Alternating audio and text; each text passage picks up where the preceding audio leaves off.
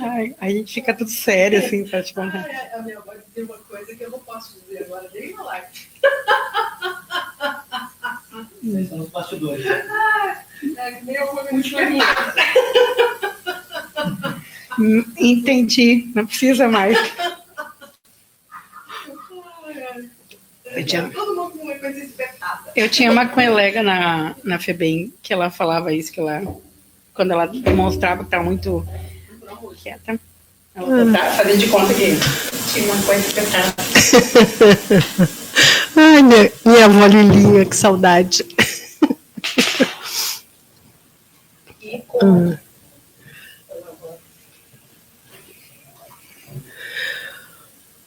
Queridos sessentônicos, sejam bem-vindos.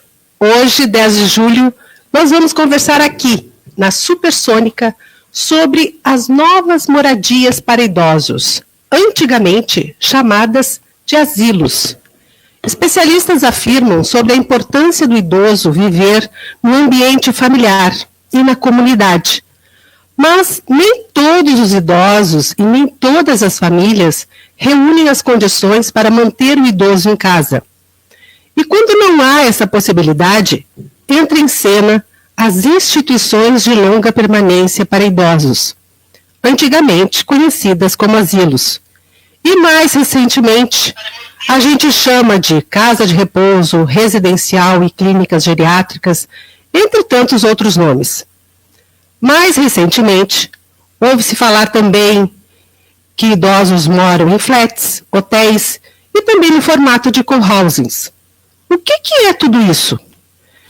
É preciso sair de casa para ir morar num lugar desses? Quando que é necessário ir morar numa instituição de longa permanência? Para participar dessa conversa, você pode nos contatar pelo WhatsApp 5196537474, pelo Instagram, @Rádio Supersônica, pelo facebook.com/sessentônica e pelo e-mail sessentônica@gmail.com.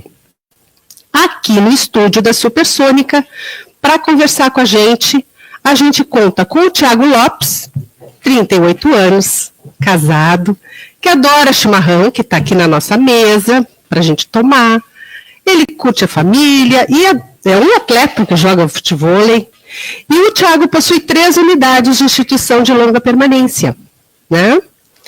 A gente também conta aqui com a Gisele Varani, fisioterapeuta, especialista em gerontologia social e mestre em serviço social. Atualmente ela é instrutora de cuidadores de idosos e presta assessoria em gerontologia para empresas e clientes particulares. Também estamos aqui com o Eduardo Sabe, 46 anos, médico psiquiatra, especialista em idosos, proprietário da Vitalis, Morada Sênior e professor do Centro de Estudos José de Barros Falcão e do Instituto Abuchain. É assim que se fala? O Eduardo, colorado, dedicado à profissão, apaixonado por seus cachorros, gatos e pela namorada. Ele tem entre as suas paixões também o estímulo à capacidade humana de exercitar o amor e transitar pelo contraditório. Bom, gente querida, vamos começar a nossa conversa aqui falando... Ai. Já começamos aqui. Mas eu queria primeiro ouvir vocês. Eu queria primeiro abrir a nossa conversa perguntando para vocês, porque eu fico confusa cada vez que eu leio nos jornais, que eu leio no Face, enfim, tantas denominações, né? Lar de idosos, residencial geriátrico, clínica geriátrica, entre tantas denominações de instituições, né, de longa permanência que existem, o que exatamente distingue, o que exatamente diferencia uma das outras, né? Como é que a gente consegue saber o que é uma, qual é a diferença entre uma e outra? Né? Existe uma diferença entre essas denominações ou tudo é a mesma coisa? Não, então, primeiro, um bom dia ou boa tarde aos ouvintes, aos integrantes da mesa também. Obrigado pelo convite em estar aqui participando. Eu não tenho dúvida de que existem diferenças, assim como se a gente pegar o mercado dos hotéis, por exemplo, nós vamos ter diferenças entre hotéis de 1 estrela e de 5 estrelas, entre pousadas, entre hostels e campings, por exemplo, a gente vai fazer diferenças. E o propósito deles é o mesmo, o propósito é a hospedagem das pessoas. O mercado dos residenciais geriátricos, dos hotéis geriátricos, os asilos, como a gente quiser chamar o nome, ele também tem algumas diferenças de um até outro. Muito provavelmente o que mais caracteriza é o grau de dependência das pessoas que vão estar lá. Isso porque um grau de dependência diferente exige uma estrutura diferente. Pessoas com muita dependência e com pouca autonomia vão precisar de estratégias de imobiliário diferente, de profissionais diferentes, um serviço um pouco mais dedicado a isso. Pessoas mais independentes e com bastante autonomia vão ter um outro tipo de vivência, vão precisar de outro tipo de atividade e um outro tipo de ambiente. Basicamente isso. Talvez os nomes a gente ainda não tenha chegado ao nome ideal e o que o nosso governo definiu, que é a instituição de longa permanência. Pois é, deixa eu perguntar, não existe uma categorização, porque, por exemplo, a gente sabe que, tu comentaste na área do turismo, dentro da área do turismo existe hotel 1 estrela, 2 estrelas, 3 estrelas, 4 estrelas, a gente sabe, por exemplo, que quando busca um hostel, é uma categoria mais barata, mais simples de hospedagem. Dentro desta área de instituições de longa permanência, não existe algo parecido com isso? Pelo governo, não. Mas o Sindiospa, que é o Sindicato de Hospitais e Clínicas de Porto Alegre, através do grupo chamado Moderna Idade, em parceria com o SEBRAE, está amadurecendo essa ideia de se criar formas de entender melhor o mercado, como é que funciona. Uma delas seria através de um número, como estrelas. O outro seria através de um selo. São propostas que estão surgindo, nós estamos no mercado emergente e isso em breve, o Thiago também tem participado desse projeto, e em breve a gente deve estar conseguindo trazer alguma coisa nesse sentido. E até é bem interessante essa questão, né, porque por exemplo, no Rio Grande do Sul a gente comenta muito residencial geriátrico, né, então se usa muito aqui, e a semana passada até estava fazendo um teminha de casa ali, pesquisando em outros locais, para São Paulo, Paraná, Rio de Janeiro, já se fala casa de repouso. Então até esse próprio meio de utilização para hospedagem, para esse tipo de moradia, que também LPI é algo, vamos dizer assim, que feio, até e não diz muita coisa, e as pessoas também, para utilizar um pouquinho mais complicado. Então, na verdade, diferencia muito de cidade para cidade, de estado. Então, residencial geriátrico, clínica geriátrica, hotel residencial, casa de repouso, lar de idosos. Então, tem dezenas de nomes que estão se utilizando, tudo com praticamente o mesmo propósito, assim, né? E, claro, essa iniciativa que o Modernidade, juntamente com o Sindiospa, vem amadurecendo nos últimos anos, certamente vai trazer bons frutos aí para esse mercado, já que se fala principalmente em hospedagem para idosos há poucas décadas ainda, né? Porque eu não sei se já existe algum mapeamento com relação ao mercado futuro, porque o que acontece? Antigamente, a gente existia, né, uma realidade na qual as famílias tinham muitos filhos e onde existia o hábito, se é que a gente pode chamar de hábito, mas uma cultura no qual esses filhos cuidavam dos seus pais quando mais velhos, né? Hoje, essas famílias estão cada vez menores, né? No Brasil, a média de número de filhos vem diminuindo, agora está em torno de 2 filhos, se não me engano, por família, 1,8 por família, né? E muitas vezes esses filhos vêm morando em estados, em cidades, em até países né, fora, longe dos seus pais, e aí a necessidade, eu percebo que essa necessidade de como solucionar a realidade dos pais, né, mais dependentes, com relação a esse grau de dependência que tu vinhas comentando, né, Eduardo? E isso não é nosso aqui no Brasil, né? Se a gente for ver na Europa, já é menos de 1 filho por família, e eles estão sugerindo importar, né, imigrantes para que se preencha essas vagas. Portugal é um exemplo disso, o Canadá tem tentado povoar o norte, enfim. Mas mesmo nessa época em que as famílias tinham uma oportunidade maior de conviver entre si, tinham mais filhos, também existia a pessoa eleita a cuidar dos pais, que geralmente era, para aquela época, as filhas que ficaram solteiras. Uhum. Elas naturalmente iriam cuidar. Uhum. Bom, isso tem alguma coisa de antigo e um pouco de machismo nisso, porque atualmente, poderia ser um filho também solteiro? Não, era filho. Atualmente, primeiro que tem menos filhos, segundo que mesmo a pessoa que ela fica solteira, ela vai se envolver com um trabalho, ela não vai ficar sem nada para fazer. Verdade. Seja o homem ou seja a mulher. É verdade. E o nosso ter algo para fazer no trabalho de hoje é diferente do que era antigamente. Antigamente tu chega em casa, um professor, por exemplo, né? Chega em casa, vai estar com os filhos e no outro dia volta para o trabalho. Minha mãe é professora, então eu lembro muito como é que era isso em casa. Né? Era eu lembro bem também. Muito tempo disponível com os filhos. Né? Ok. Hoje em dia não, hoje o professor, e eu sou professor, então hoje eu vivo isso, né?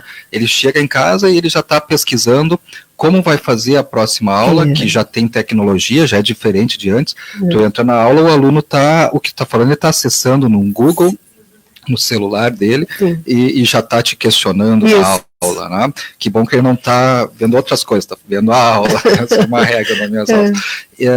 Bom, depois, ele também, além de preparar as aulas, ele tem metas para atingir, porque as empresas de ensino, assim como os bancos, todas as empresas colocam metas, então, ele, além de preparar as aulas, ele vai ver formas de fazer avaliação, vai preencher online os manuais, os Moodles, os protocolos de avaliação. Então, não se encerra só naquele horário de trabalho. O que antes acontecia, antigamente, era isso. Nós tínhamos um horário de trabalho e um horário para estarmos com os nossos. Hoje isso se confunde muito e sobra realmente pouco tempo para a gente se dedicar. E, infelizmente, tem crescido assim. E isso é uma realidade bem brasileira e do nosso momento. É claro que isso vai fazer com que as estruturas familiares percam um pouco os laços afetivos e ficam mais suscetíveis ao que existe fora. Inclusive o que a gente pode pensar em termos de drogadição e como isso está entrando, em termos da educação que está caindo bastante, porque a responsabilidade familiar ela tem se eximido bastante desse processo social. A gente evolui por um lado, mas por outro lado a gente acaba também tendo novos desafios e novas ferramentas, e com isso nós temos que nos adaptar a tudo isso que está acontecendo nesse mundo atual. E até uma questãozinha bem interessante assim para a gente estar tendo essa mudança que aconteceu com as famílias nos últimos anos. Hoje em dia uma criança, meus filhos têm 9 anos, né? Hoje em dia a vida social deles em um final de semana é muito ativa. Então aqueles momentos que normalmente anos atrás tu tinha, vão para casa dos avós, vão passar o dia, vão passar o final de semana. Hoje em dia é muito difícil isso, tu ter. Então na tua rotina hoje em dia fica muito mais fácil tu... Aí é o campeonato na escola, é o aniversário no coleguinha... É catequese, é muita coisa envolvida. Então tu acaba organizando com os avós, horários, vamos almoçar, vamos no parque ali, ficamos uma horinha junto. Um tempo pequeno de convívio. É um tempo pequeno. Então hoje ainda, claro, assim, um dos índices muito grandes que se tem é a questão solidão. Tá? Por quê? Porque o idoso ainda tem muito a questão de manter a sua casa para receber aquela família grande no final de semana, todo mundo reunido. Só que é difícil tu conseguir reunir todos os filhos, é difícil tu conseguir reunir todos os netos, e isso o tempo vai passando. Então isso... E a diferença entre as gerações, né? Porque tu imagina uma criança com toda a energia, e um idoso, um velho que precisa muitos cuidados. Tu imagina essa criança que está envolvida muito em tecnologia, no mundo virtual, e aí chega para aquele vô que mal sabe, com a maior dificuldade, tem dificuldade de abrir um Facebook, um WhatsApp e lidar com aquilo. E que fica brabo ainda, na verdade, com os outros mexendo também no telefone, né? Que hoje é um vício, né? Acredito que, por exemplo, teus pais provavelmente tiveram que se adaptar à tecnologia para dar conta até mesmo de conversar com os netos, né? Então, o quanto, às vezes, assim, eu fico imaginando, né? Os meus pais e os meus avós já vieram de uma geração diferente da geração de avós que está chegando agora, né? Então, assim, isso também interfere em como a gente vai lidar com o nosso envelhecimento e como que os nossos pais também estão lidando com isso, porque eu acho que isso faz diferença. Por exemplo, eu mesmo com toda a vivacidade, era domingo domingo na casa dos meus avós e pronto, não havia questionamento, não tinha, mesmo que eu tivesse determinada ação no colégio, ou gincana, ou isso ou aquilo, era meio que obrigação, todo domingo na casa dos avós, né?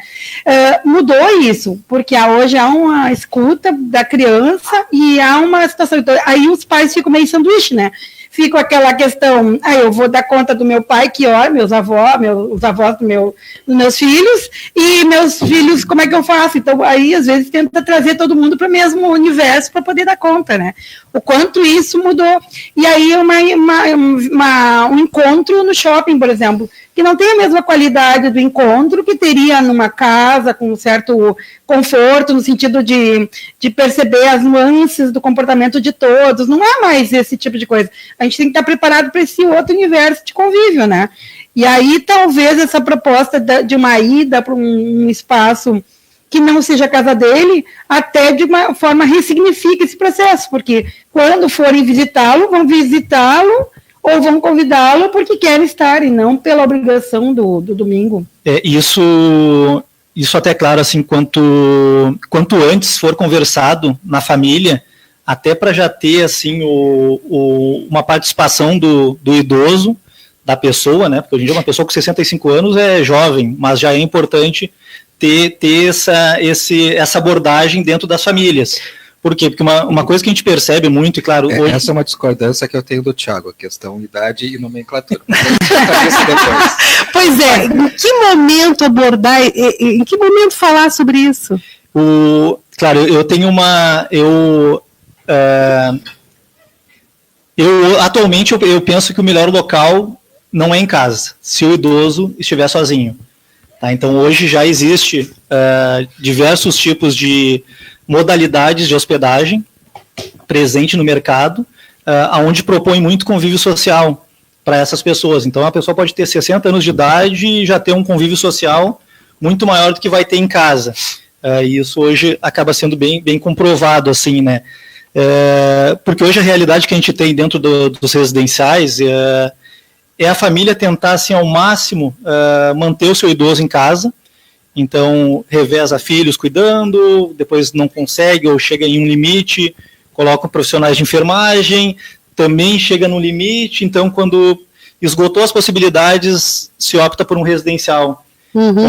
Que muitas vezes tu já está trabalhando com um idoso muito limitado, muito dependente, do que se tu tivesse aquela pessoa morando contigo em um residencial, uma clínica, há alguns anos. Consegue propor mais atividades, consegue propor mais eventos. Então, claro, uma coisa que eu penso é o quanto antes se abordar esse assunto, ou tipo de moradias, igual é muito comum hoje em dia, a Europa, as pessoas elas já pagam planos para quando se aposentarem, eu vou para o condomínio X ou Y, então elas já têm isso muito presente. Só que aqui no Brasil ainda é muito recente a questão de falar em uma moradia. Hoje está muito relacionado à questão asilo ainda, né? Sim, existe um preconceito grande ainda, né? Se tem muito forte essa imagem do asilo, do abandono, como se fosse um depósito de pessoas. Isso acontecia com as creches também, né? Os pais não queriam largar a criança na creche e ficavam preocupados com o que estava acontecendo. E hoje em dia é super natural. todas sim. as famílias acabam levando a criança para a creche. Uhum. Né? Então é um movimento parecido, vai durar. Inclusive, vai demorar para isso acontecer. alguns programas atrás, a gente falava a respeito disso, né, de que para as novas gerações vai ser muito natural ir para uma moradia de idosos, ir para uma instituição de longa permanência, porque essas novas gerações já estão acostumadas a irem desde cedo para uma creche. É possível. A serem institucionalizadas. É possível, elas estão habituadas a desde muito cedo serem institucionalizadas. Mas então, eu não sei. Talvez para essas novas gerações seja mais natural, ao final, né, na velhice também. Eu acho que esse é um dos pontos. Acho que tem vários pontos. Acho que um desses é a nossa cultura. A nossa cultura, ela vai crescendo de uma forma que a gente vai entrando nela e é difícil a gente sair. Então, sim, uma cultura que permite que se terceirize algum serviço familiar tem essa tendência quando a gente chega lá a entender dessa forma. Mas eu acho que tem mais coisas. Eu acho que tem a quantidade de residenciais geriátricos que a gente tem hoje comparado com antigamente, e por ter uma quantidade maior, a gente tem uma legislação maior, o governo começou a olhar mais para isso, e uma concorrência maior que faz com que esses residenciais se qualifiquem. Então, diferente de residenciais, embora existam residenciais antigos muito bons, mas diferente de residenciais antigos que eram muito depreciativos, a gente tem hoje uma realidade de residenciais que trazem muita saúde e cuidam muito da saúde. Naquela pergunta, aonde morar, aonde ficar, qual é a hora de escolher, eu escutei, eu não me lembro, eu escuto muito rádio, não me lembro qual rádio foi, mas eu escutei ontem ou anteontem uma frase que eu acho que cabe aqui, que estava falando sobre o papel da mulher na sociedade, e a frase foi: qual é o lugar da mulher? E a convidada respondeu: a mulher vai ficar aonde ela quiser. E esse seria o ideal. Né? O ideal nem é sempre o que a gente pode, o possível, mas o ideal é que o velho pudesse ficar aonde ele quer. Que isso seja dentro da sua família, que isso seja num residencial, que isso seja morando sozinho. Ah, mas ele ficar morando sozinho é porque ele está deprimido e aí vem a solidão. Bom, mas aí a gente vai entrar com um aporte de saúde, de assistencialismo, para poder trazer essa pessoa de volta para suas capacidades e realmente ter uma escolha saudável, e não uma escolha no momento depressivo. Que, certo, quando o Tiago fala em isolamento, esse é um dos grandes maus da sociedade em geral e não deixa os velhos de lado. Tá? Mas eu usaria essa frase: o velho vai ficar aonde ele quiser, dentro do que for possível e dentro do que a gente puder ajudar ele a ter saúde para essa ser uma escolha decisiva e saudável. Pois então, a gente, pegando essa tua fala, Eduardo, vai ficar onde quiser, mas onde quiser, quais são as opções que nós temos hoje? A gente ouve falar, por exemplo, em residencial geriátrico, e aí a gente ouve falar em flats hoje, né? Eu gostaria de explorar um pouco mais quais são as opções existentes para que as pessoas pudessem ter noção. Muitas pessoas não conhecem as opções que existem hoje, né?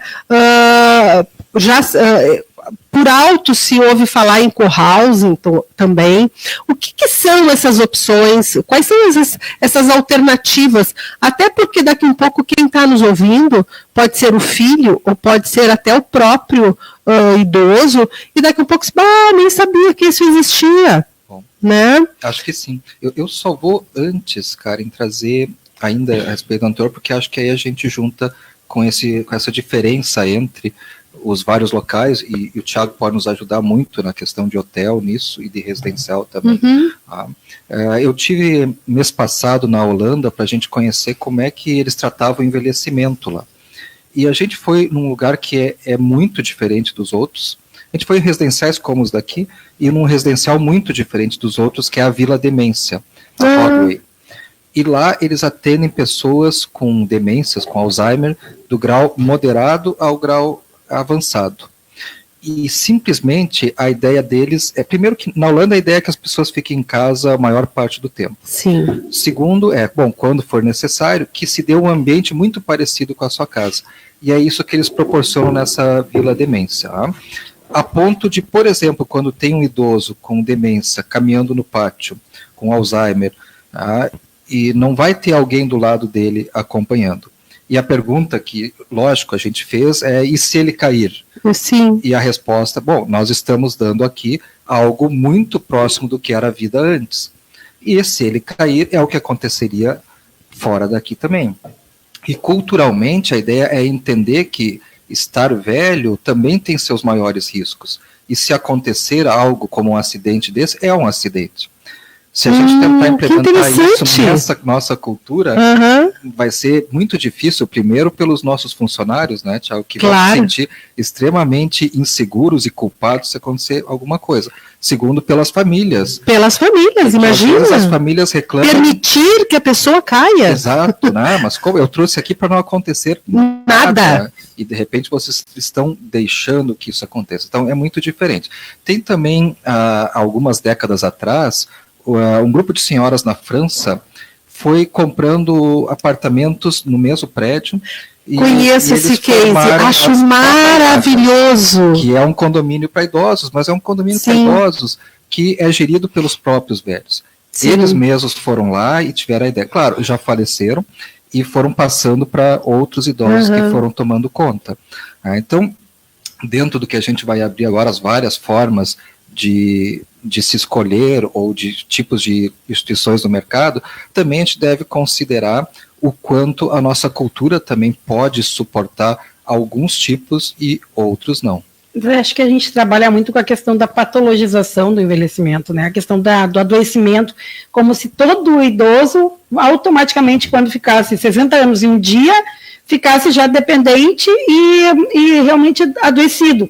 Embora, e aí quando tu traz a situação da autonomia dele, claro, já está falando de um processo demencial moderado a grave, mas assim, e todos esses anos que ele tem até chegar a esse processo, poderia muito bem dar conta dessas questões. E mesmo dependente não significa que ele não seja autônomo, né? Sem dúvida, não é só... Não é porque ele está numa cadeira de rodas que ele deixou de ser autônomo na sua vontade, nas suas... A independência e autonomia tem várias combinações. Mas isso que a Gisele está falando é super importante, porque a nossa tendência, na nossa cultura, e na medicina, eu fui criado assim, é a gente olhar a doença. Sim, a físio também. Todas as profissões, a gente olha a doença. Agora, tem um movimento, talvez nos últimos 10 anos, que é, bom, vamos olhar a saúde. E isso muda completamente a nossa ação frente aos pacientes. Né? Então, isso vem culturalmente para todas as idades, vai desde a criança, jovem, adulto. Humano, né? Essa questão. É isso que eu trago. Então, assim, quando a gente pensar nessas possibilidades, eu acho que é toda uma mudança aqui, foi o que o Thiago falou, mudança de cultura, mas a gente não está nem entendendo o processo do envelhecimento ainda como sociedade brasileira. A engenharia resiste ao processo de envelhecimento, aí tu coloca, 60 anos ainda é jovem. Bom, é jovem para, de repente, uma população que nem a nossa, da nossa nível socioeconômico, que, de repente, conseguiu dar conta. Mas a gente tem um histórico de gente com 60 anos que está muito já numa situação bem... de impossibilidade de até mesmo cuidado próprio. Então, são muitas nuances que a gente não olha, né? Então, acho que é bem legal. Eu percebo que uma das razões pelas quais as pessoas têm dificuldade de entender o envelhecimento é porque elas não se dão conta que desde que nascem elas envelhecem, né? E elas...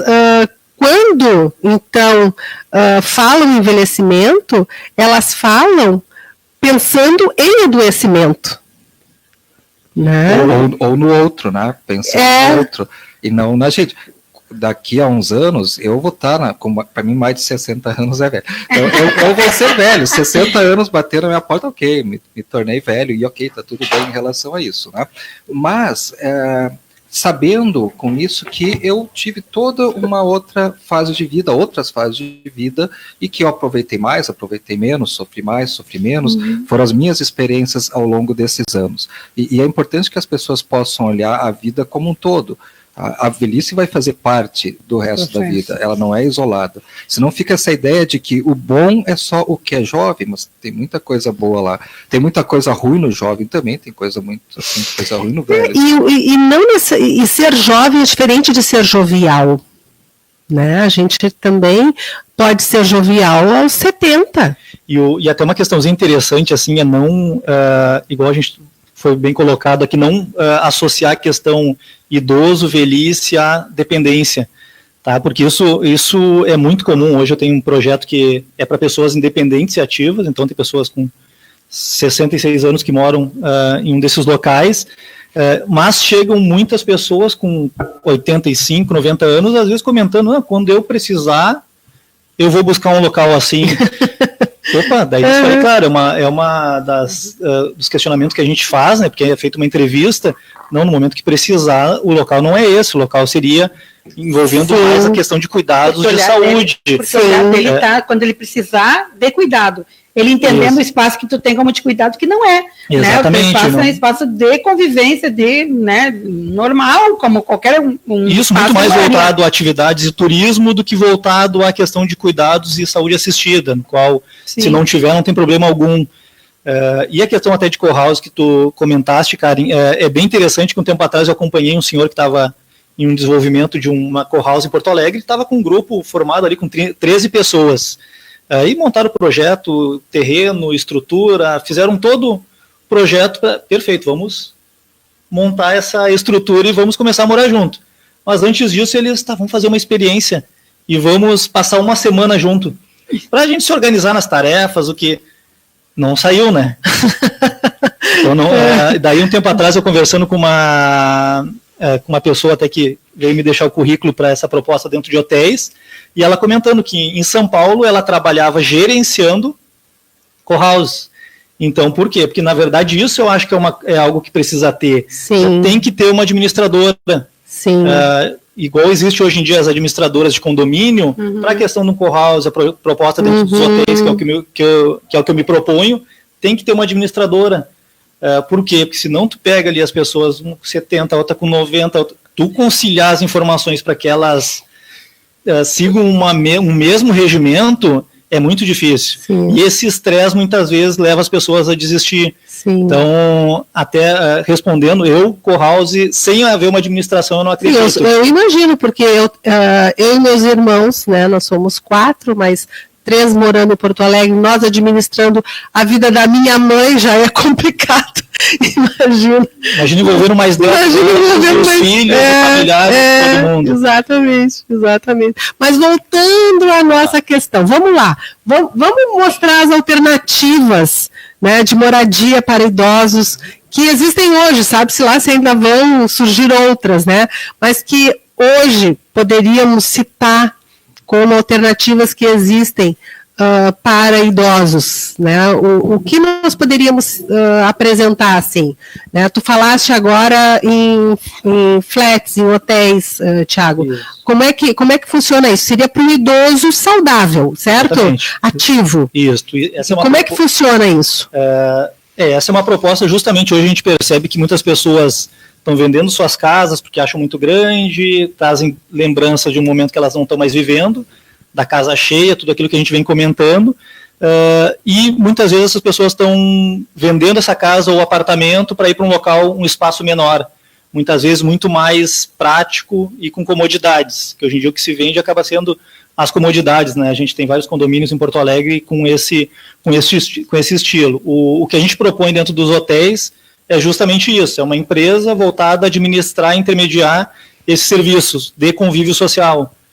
Então, o foco é implantar, atender uma porcentagem dentro dos hotéis para estar oferecendo uma programação de atividades, eventos, viagens. Aí, uma porcentagem da área do hotel que é direcionada para o público idoso, é isso? Exatamente. Justamente porque, na verdade, eu acredito muito na questão dessa integração entre as gerações. Sim. Então, na verdade, o meu objetivo com essa proposta é justamente essa. É não ter um local apenas para idosos, levando em consideração que esse público que procura para morar dentro dos hotéis, eles não querem um convívio só com idosos. Então, na verdade, o meu foco é justamente para atender esse nicho, né? Pessoas que não querem conviver com 20, 30, 50, 100 idosos e querem conviver com jovens. Então, Sim. os hotéis hoje proporcionam isso, né? Tem a estrutura do hotel e aí usufrui dessa estrutura do hotel. Exatamente. E complementa com algumas outras empresas parceiras na proposta. Uhum. E o dono do hotel, ou a empresa proprietária do hotel com a qual vocês vão trabalhar, né, fazer essas parcerias, como é que é o entendimento dele em relação ao envelhecimento, essa proposta assim, de abrir o seu hotel também para idosos? Como é que tu vê isso? Assim, nota a mudança desses anos? Eu não sei quanto tempo tu está nessa caminhada assim, de trazer a questão do hotel. Eles estão modificando, estão se sensibilizando a essa proposta de envelhecimento? Sim, está tendo uma boa procura por parte dos hotéis.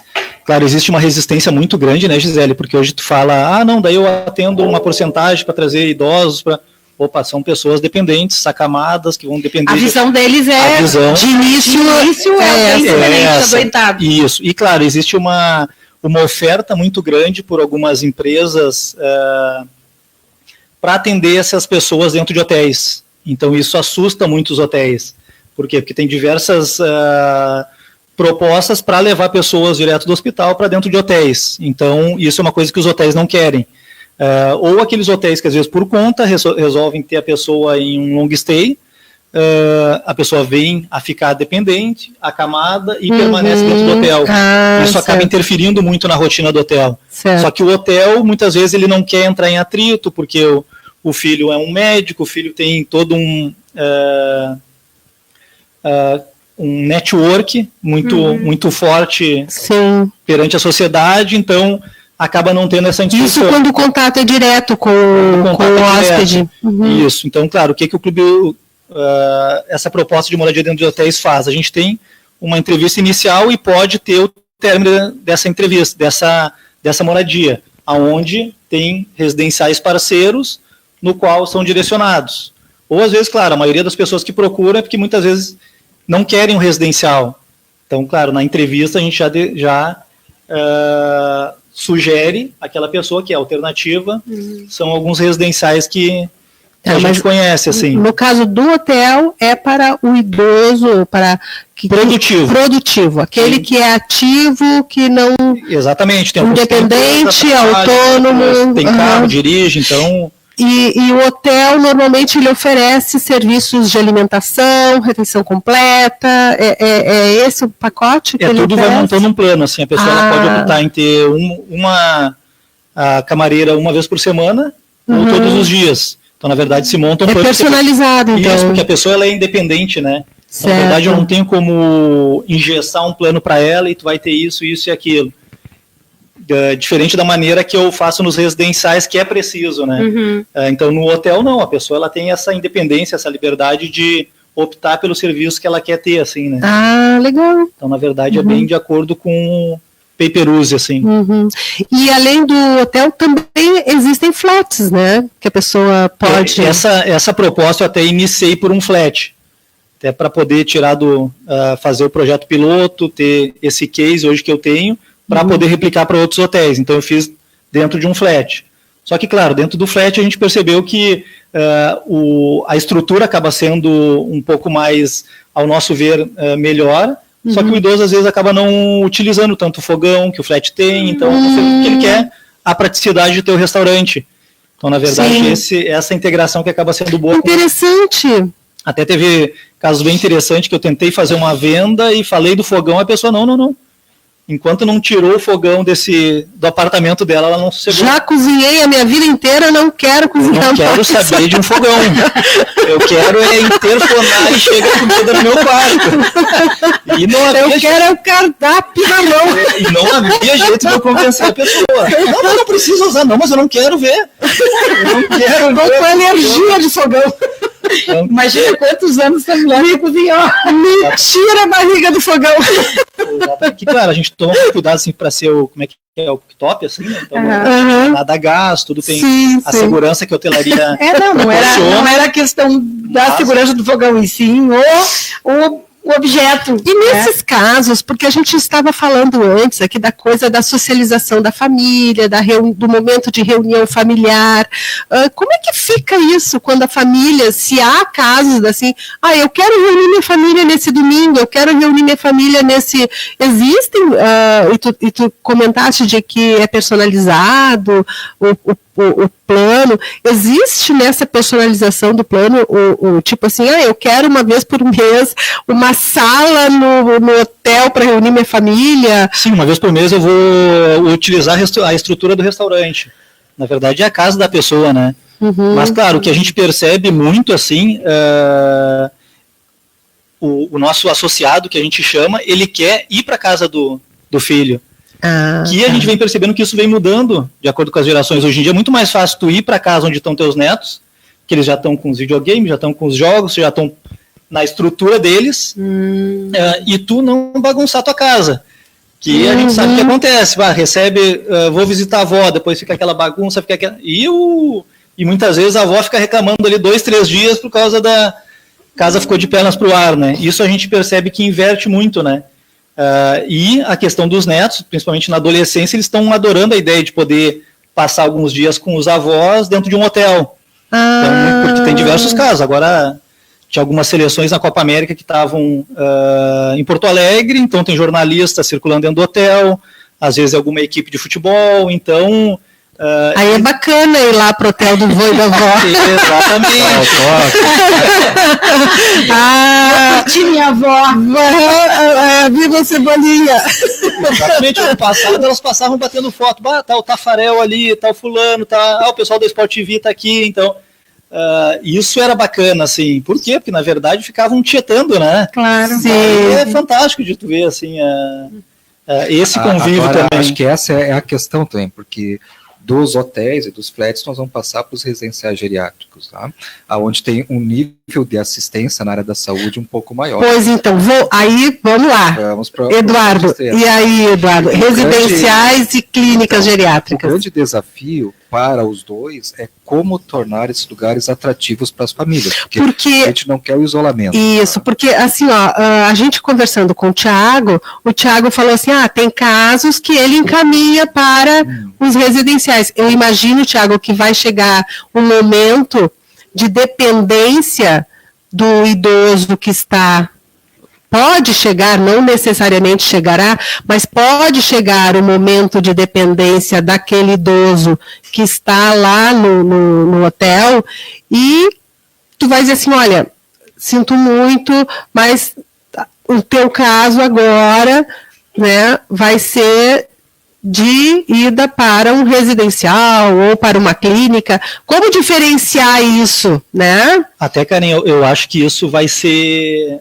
muito mais, a médio e longo prazo vai ser muito mais fácil do que é hoje, onde as concorrências para os residenciais está na família querer manter o idoso em sua casa. Tá? Então, esse apego à casa, assim, que no momento que a pessoa ela já optou por uma moradia, vamos dizer assim, de desapego, que são os hotéis, e ela curtiu todo esse convívio social que se tem, e ela gosta disso, eu acredito que eles não vão dar um passo atrás. Então a gente já teve alguns casos de pessoas que estavam nos hotéis e já foram direcionadas para alguns residenciais.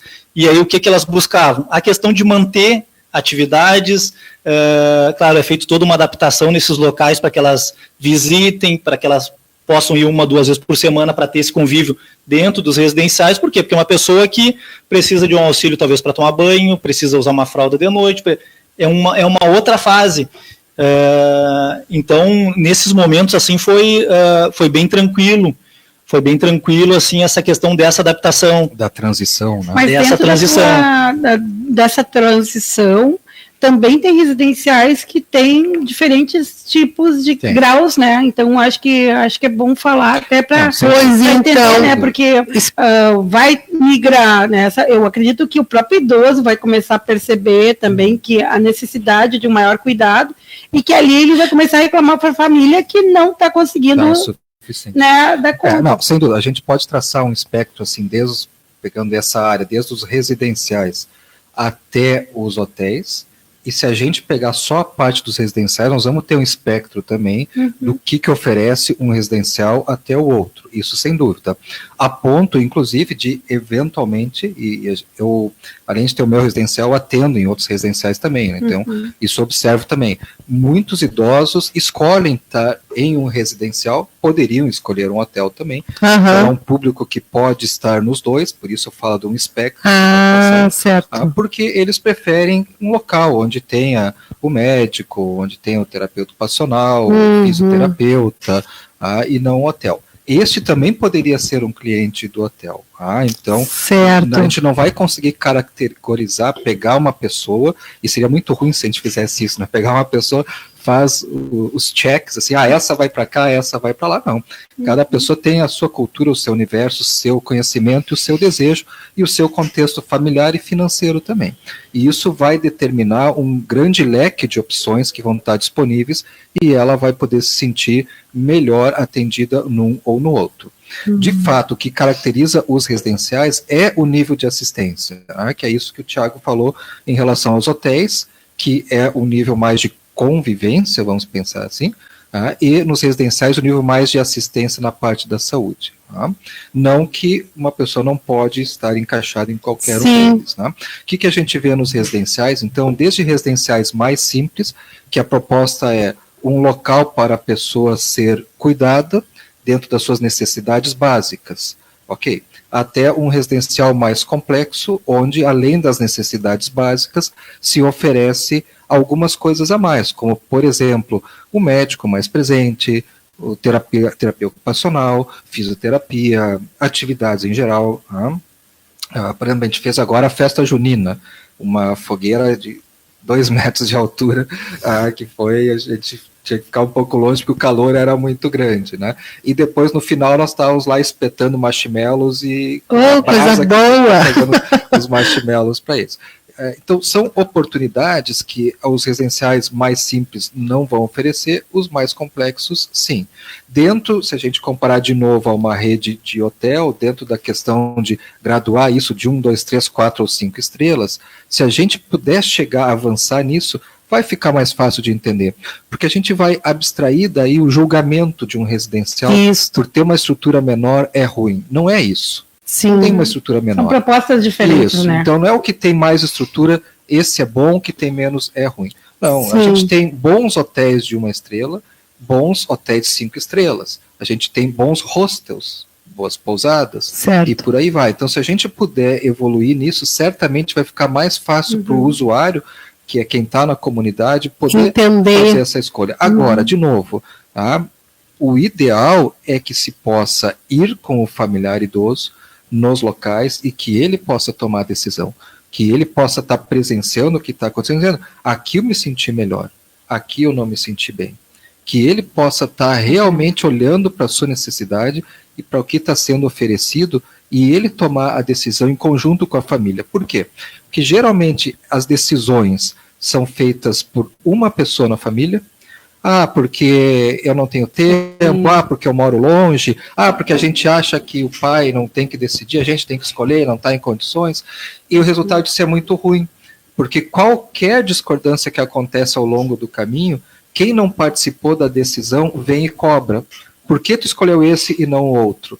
E esse familiar cobrado vai dizer, por que tu não me ajudou a escolher, porque me deixou sozinho? E se estabelece um conflito familiar de cara. Então, sempre que a gente puder que a família esteja unida em visitar residenciais, hotéis, todas as opções que tem, e levar, pode fazer uma seleção, visita uns 10, 20, sei lá, temos mais de 500. Até no site modernidade.com.br tem dicas de como escolher. Isso acho que é importante o que tu traz, que é uma conversa pregressa, né? Sim. É uma conversa que pode, por exemplo, quem está nos ouvindo, de repente tem uma faixa de 30 anos, pode estar dando conta que seu avô ele pode ser um catalisador para começar a conversar sobre essas questões, enquanto o avô ainda está muito bem obrigado, enquanto ainda está assim, vô, como é que tu quer ser quando envelhecer, né? Tipo, situações que fomentem esse tipo de coisa, para que não chegue, quando ele estiver no momento realmente da saída, por N razões que a gente já conversou, né? Situações que possam exigir desse avô, dessa avó, uma situação de saída da sua casa, de o quanto isso não é doído, porque o que eu tenho recebido, assim, eu recebo muitas, como sabem que eu trabalho com idoso, acabam, né, me ligando, tu tem dica, tu tem, tu conhece alguma para me indicar, situações assim das mais diversas. E eu vejo um sofrimento da família, porque já é numa situação em que muitas vezes o pai ou a mãe já não consegue dar conta da sua decisão, e eles, muitas vezes, às vezes é uma pessoa da família que está vendo esse movimento que precisa terceirizar esse cuidado e já não sabe muito como dar conta, porque, meu mano, né, disse que o que eu fizer está tudo bem, o pai e a mãe estão já fazendo coisa de queimando a sua comida, situações estão, né, já criando situações de realmente muito perigo em casa, e que eles não estão aceitando a terceirização ter um cuidador na casa. Então, quanto tudo isso mexe e que poderia ser conversado. Eu vejo assim que a gente não conversa sobre isso. A gente conversa na hora de tem um bebê, arrumar a casa para receber um bebê, mas quando tem um processo de envelhecimento, a gente não pensa em arrumar a casa, né? Nesse sentido. Aí entra, Gisele, o que tu estás falando, que a Karen falou antes, no sentido de que a gente, para ter um filho, a gente se prepara, aí quando engravida tem mais 9 meses do que vem pela frente, né? E quando a gente tem uma pessoa que não entendeu que o envelhecimento começou no primeiro dia de vida, daqui a pouco aparece, por exemplo, um acidente vascular cerebral, uma isquemia, e tu não tem tempo. Naquele momento tu tem que sair correndo atrás de uma alternativa para cuidar de uma situação bem delicada, né? Claro, eu tenho viés de ser psiquiatra, então eu sempre vou achar que conversar é o ideal, né? Mas, enfim, nossa cultura nem sempre está pronta para isso, as famílias nem sempre estão prontas, e às vezes as surpresas vêm exatamente por ninguém pensa assim, daqui a 9 meses vai aparecer um Alzheimer. E se a gente for pensar assim, a gente não vive, né? A gente vai ficar tão preocupado do que é a nossa vida, que a gente não vai viver as oportunidades que a gente tem. Mas, enfim, quando se tem a disponibilidade de conversar, como se conversa, às vezes, e como é que vai ser, por exemplo, quando morrer? Vai ser enterro, cremação, vai ser doação de órgãos do teu corpo? Então, se pudesse conversar sobre todas essas coisas que fazem parte da vida. Como é difícil falar sobre a finitude, né? Isso é as coisas que Freud dizia, né? Os grandes tabus, os grandes mitos que a gente tem que nos acompanham. E ainda é muito verdadeiro. Isso aí, envelhecimento, doação de órgãos, todas essas coisas. A finitude é algo difícil. Que a gente evita. Sem falar que se a gente entrar nessa questão de, por exemplo, a parte financeira, nós estamos falando aqui, vamos conversar a família, se nós fôssemos uma família, todos nos damos bem, nós podemos imaginar que daqui a pouco na nossa família a gente não se dá bem, e a gente disputa, e um de nós tem um comportamento que quer pegar o dinheiro do outro, o dinheiro do pai, então também existem conflitos familiares, financeiros, vinculares. E muitas vezes isso também envolve essa questão de encaminhar o idoso para uma moradia, para uma instituição de longa permanência, né? E esse cuidado, Karen, ele é muito caro. Por quê? Porque, vamos supor, um residencial, uma clínica, te oferece uma equipe multiprofissional, né? Então, que é compartilhada entre todos os moradores e tem uma administração. O residencial é mais ou menos isso. No momento que tu leva toda essa equipe, que normalmente às vezes demanda na casa do idoso, fisioterapeuta, equipe de enfermagem 24 horas, fonoaudiólogo, o custo é muito alto. E claro, muitas famílias mantêm isso durante muito tempo, e quando vê aqueles recursos que o idoso tinha, que a família tinha, começam a reduzir por falta do planejamento. Mas até comentar rapidinho, um bom planejamento que tem, todos os residenciais, ou vários residenciais, recebem o idoso durante o dia. Então isso, uma atividade, toda quarta-feira o meu pai, o meu avô vai em tal local. Tu fala do centro-dia.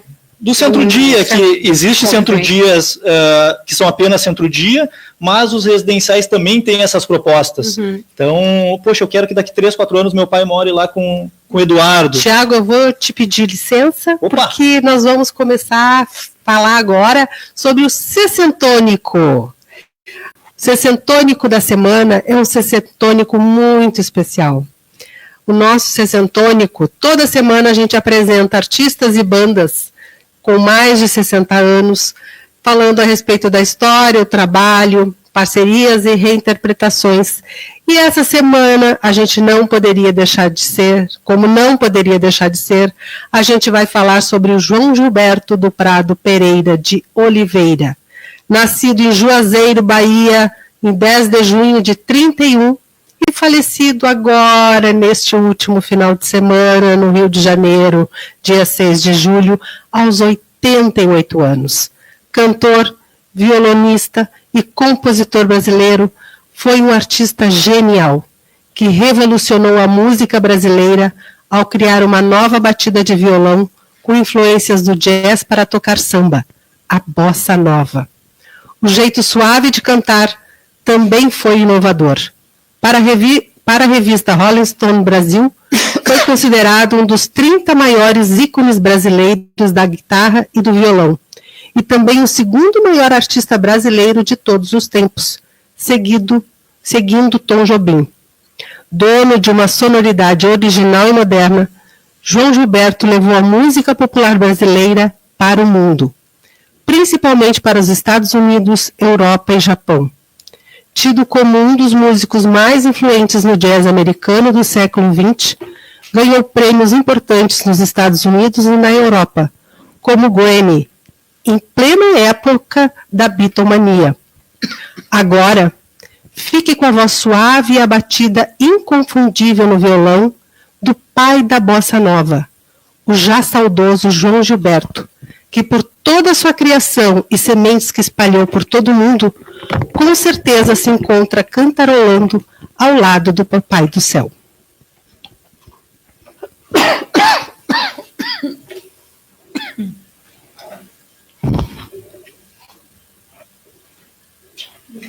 Ai, gente.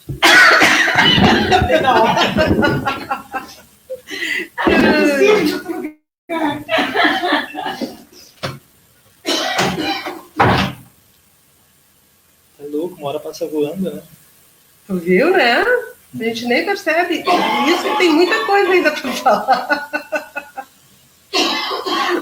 Precisamos de mais 5 horas.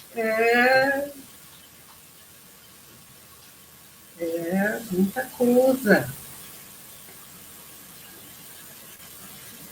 É muita coisa.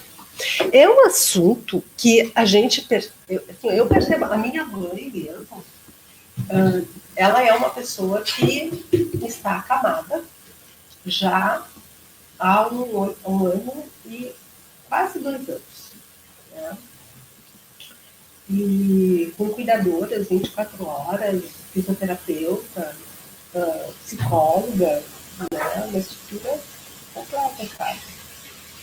Mas, sinceramente, não sei como que ela reagirá ou quando um dia, porque vai chegar esse dia, que nós iremos precisar caminhar tal no espaço. Tem alguém que já está falando que é salgadinho vegetariano? Não, obrigado. É por isso, quanto antes, compartilhar essas decisões com o idoso melhor, né? A gente já vem falando há anos com ela. Há anos. Porque hoje o que a gente percebe, às vezes, os familiares, ou seja, a nossa geração, assim, nunca entrou dentro de um residencial. Então, claro, o que vai para a mídia são as coisas ruins, né? Uhum. Então, é que eu vejo que existe uma geração e isso, a Gisele, eu não sei se vocês percebem isso, mas a Gisele e eu, pelo menos, quando nós tivemos a Ohana, eu percebemos isso, que existe uma geração que tem um sentimento muito forte de que é obrigação dos filhos cuidarem deles. E que esse sentimento de abandono, quando tu vais para um residencial, quando eles vão... tu delega o cuidado. Mesmo que seja um residencial de altíssima qualidade, fica esse sentimento assim, de que tu está delegando a obrigação para um terceiro. E cara, assim, não modifica nada. Hoje, tua família delega o cuidado. uma administração de vocês. Sim. O residencial também é a mesma coisa. Mas parece que o que ressignifica isso. O sentimento é A diferente. saída da casa. É porque o sentimento de culpa. Então, na verdade, a única coisa que está envolvida é que não tem. Porque, na verdade, a interferência ou participação da família dentro do residencial é a mesma. Na questão das roupas, na questão, às vezes, de debater com o médico questão de medicamentos. Mas eu sinto que muda o significado. E para minha mãe, mais do que para nós, é algo que para ela de ação do está sendo abandonado. ele sequenciava todas as casas, instituições. Porque é muito comum, assim, na maioria dos casos, 30 dias depois, por que eu não tomei a decisão antes? O idoso está anos sem tocar violão, ele volta a tocar violão. Alguns até namoram. Então acontece de tudo, assim, positivo. Então, as questões negativas aconteceriam em casa. Eu acredito isso muito em função da sociabilização que o residencial oferece. Sim. Tem uns que são namoradores. Então, é um sarro, assim, mas para a família, depois que passa esse período de adaptação, tu vê que a família, por que eu não, quase sempre, por que eu não tomei essa decisão antes? Porque às vezes gera estresse entre irmãos, gera discussões, gera atrito com a equipe que está cuidando. Porque não é fácil, a mesma administração que se tem numa casa é o que a gente tem, só que para 4, 5 funcionários é o que se tem às vezes para um. Então tem que pagar conta, tem que ir no super, tem que folha de pagamento, contador, é a mesma administração. Então, só que tudo envolvido a uma pessoa. Então, na verdade, a gente percebe muito isso, assim, que é mais uma questão ali só de trabalhar a questão da culpa. O idoso, 15 dias, 20 dias, ele está muito adaptado. Ele está muito adaptado e pode ser certeza, não pensa em voltar. A família que às vezes vai 30, 60, 90 dias para se adaptar. Então, a dificuldade maior é 100% a família. Assim. O idoso, claro, sempre não. É sempre não, assim, é sempre... principalmente ali hoje a gente pega uma faixa etária mais de 70 anos, primeiro precisa assim, não. Vamos passar o final de semana na praia, mas... Não. A gente está pensando em ir lá jantar e... Não. Vamos... Claro, mas tudo que tu faz dentro da casa eles aceitam. Mas cada vez tu restringe mais essa pessoa a não se movimentar, a não sair. Então, isso a gente vê assim... É muito difícil de acontecer um caso assim de família, o idoso não se adaptar. É muito difícil. Tive na cabeça, assim, nesses 10 anos, eu lembro de 1 ou 2 casos de não se adaptar. Claro, às vezes o que acontece é a família, às vezes por detalhezinho, vão tocar de um desse residencial para o outro. Que é algo horrível para o idoso. Mesmo que ele tenha uma demência, ele lembra, ele tem uma rotina diferente. E essas famílias hoje estão errando muito, né? Estão trocando a meia do meu pai, vou mudar ele de residencial. Não gostei da maneira que a fulana falou comigo, vou mudar. E a gente percebe que cada mudança o idoso tem que tem demência. Todos. Porque, imagina, já foi um desapego da casa para o residencial. Daí ele se adaptou àquele residencial, uma pessoa dando banho nele, a rotina, pessoas conversando, amigos. Passou meio ano, um ano, vamos trocar agora, ele vai para outro. É uma criança em um colégio novo. Sofre no início, tem toda essa questão. Só que hoje, claro, isso é uma questão que as famílias não percebem. Não estou gostando aqui, eu vou mudar. Porque eu já tive vários amigos que me ligaram, minha avó está no residencial, minha mãe está no residencial, conversa com eles. Agrediram ela, aconteceu alguma coisa? Não aconteceu nada, mas então conversa com eles e tenta manter ela ali. Ponto. Porque assim, eu percebo, a gente até comentou em outras ocasiões aqui, a questão da infantilização do idoso. Isso acontece muito com vocês? É direto. Por exemplo, chega lá o salário de empreendimento, tu pega o salário de empreendimento assim, Rosinho, queridinho, amadinho. Aí tu chamas assim, só um pouquinho, diz uma coisa. Tu é neto dele? Não. Tá, mas se tiver uma relação assim, amado, amadinho.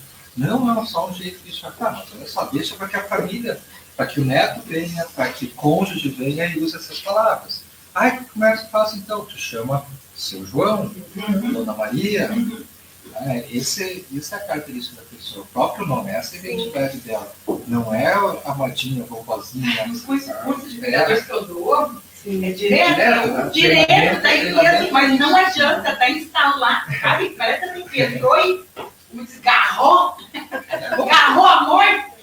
E como é que outra questão assim, com relação à família, como é que vocês lidam quando a família vem quer falar pelo idoso? Tem muito assim a coisa da família querer falar pelo idoso. Olha, meu pai, não deixar o idoso falar por si. Porque isso eu vejo que acontece em outras instâncias, por exemplo, em consultório médico, assim, ó. Como é seu nome? O nome do meu pai é tal. O que ele está sentindo? Meu pai está sentindo tontura, meu pai está caindo, meu pai está... Não deixa nem o idoso falar que a filha fica falando, sabe? Isso na instituição é mais forte, porque tu assinou como responsável. Então, isso já te dá uma ideia que eu tenho que estar à frente das decisões. Mas tem famílias que não. Nós temos uma senhora lá que foi negociar o reajuste. E ela veio falar, ela chamou a sobrinha neta, que é quem está junto com ela, quem é o segundo, e ela chamou só para estar junto. Eu disse, não, eu quero decidir. A gente fez a proposta, não, mas isso aqui, ela fez a contraproposta. Fizemos a contraproposta, aí tá, você acertou. E para ela é bom essa negociação também, né? Sadio, Sim, ela se sente empoderada, né? Assim, depende de cada família, mas a minha instituição familiar assinou como responsável, ele já veste a ideia de que as decisões vão ser suas. E muitas vezes cada um vai dizer, olha só, tem uma outra situação que está fazendo, vamos dar uma atenção a isso. E os conflitos familiares também. Lá nas Itálias vocês atendem pessoas com dependência já? Todos os níveis. A gente tem umas 5 pessoas bem independentes que convivem com o outro que está acamado, com o outro que grita, lá do Buenos Aires, convivem. E a gente trabalha muito isso, assim, como é que eles estão se sentindo. E já aconteceu do lá um cara bem debilitado e uma senhora adotou ele. Eu vou cuidar desse aqui. Legal. As coisas são legais. Isso a gente quer escrever. Parece que é o casal, os dois com Alzheimer se conheceram lá em São Paulo. Que interessante. Tem umas coisas assim. Os dois com Alzheimer. Ele ficou... Os dois com Alzheimer. Os dois com Alzheimer. Aí, ele, quando as meninas da enfermagem pedem para ir dar banho, ela vai atrás. Ela não pode vir, porque é uma mulher levando ele para o banheiro. Claro, imagina. Aquilo lá, né? Sim. Ela vai até o papo. Não, é meu. Esse é meu. Tem umas histórias assim, mas são histórias particulares de cada um, né? Assim, que estão acontecendo. Professor de italiano, bem legal. Mas, via de regra, a gente tem uma coletividade. Na coletividade, muitas vezes, a individualidade desaparece. No geral, em residenciais, vão pessoas sozinhas, não? É difícil ir um casal, né? É um pouco mais difícil. Principalmente porque a gente tem muito eu acho que essa relação machista do o homem tem que ter uma mulher para cuidar. O homem de 70 e poucos anos, quando ele quer casar de novo, ele quer uma cuidadora.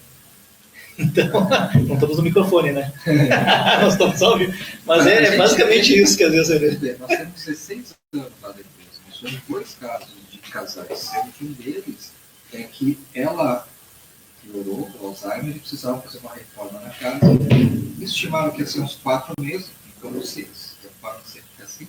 Sim. E ele decidiu ficar junto com ela, pelo amor e funcionamento dele. Na clínica. Ficar na clínica junto com ela, né? Ele não precisava nenhum tipo de atendimento diferente, tinha lá medicação e tudo, para acompanhar ela até a casa ficar pronta e voltar para casa. E aí, o negócio mais fantástico é que eu entro no quarto e ele tá com a mão no peito, assim, o que foi, Fulano? Isso aqui eu tenho de vez em quando em casa. Né? Não, mas peraí, vamos ver a sua pressão, vamos escutar o coração. Olha só, tem uma coisa que não tá boa aqui. Né? Não tá tudo isso também. Né? Peraí, chamamos o excesso de médico.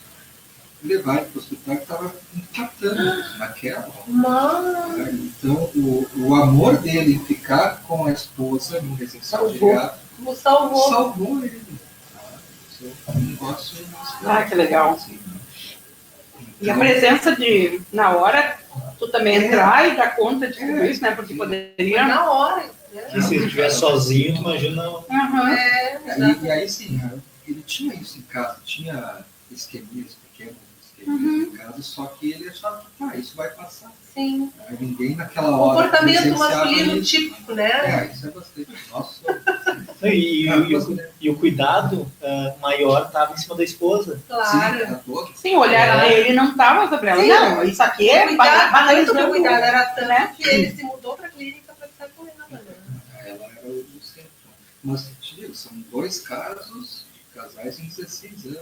Sim. Então, isso É muito baixo o índice. Ainda não é essa, mas eu acho que seria bem bacana, né, se a família pudesse começar a dar conta disso, de olhar esse cuidado mesmo de uma forma diferente, né?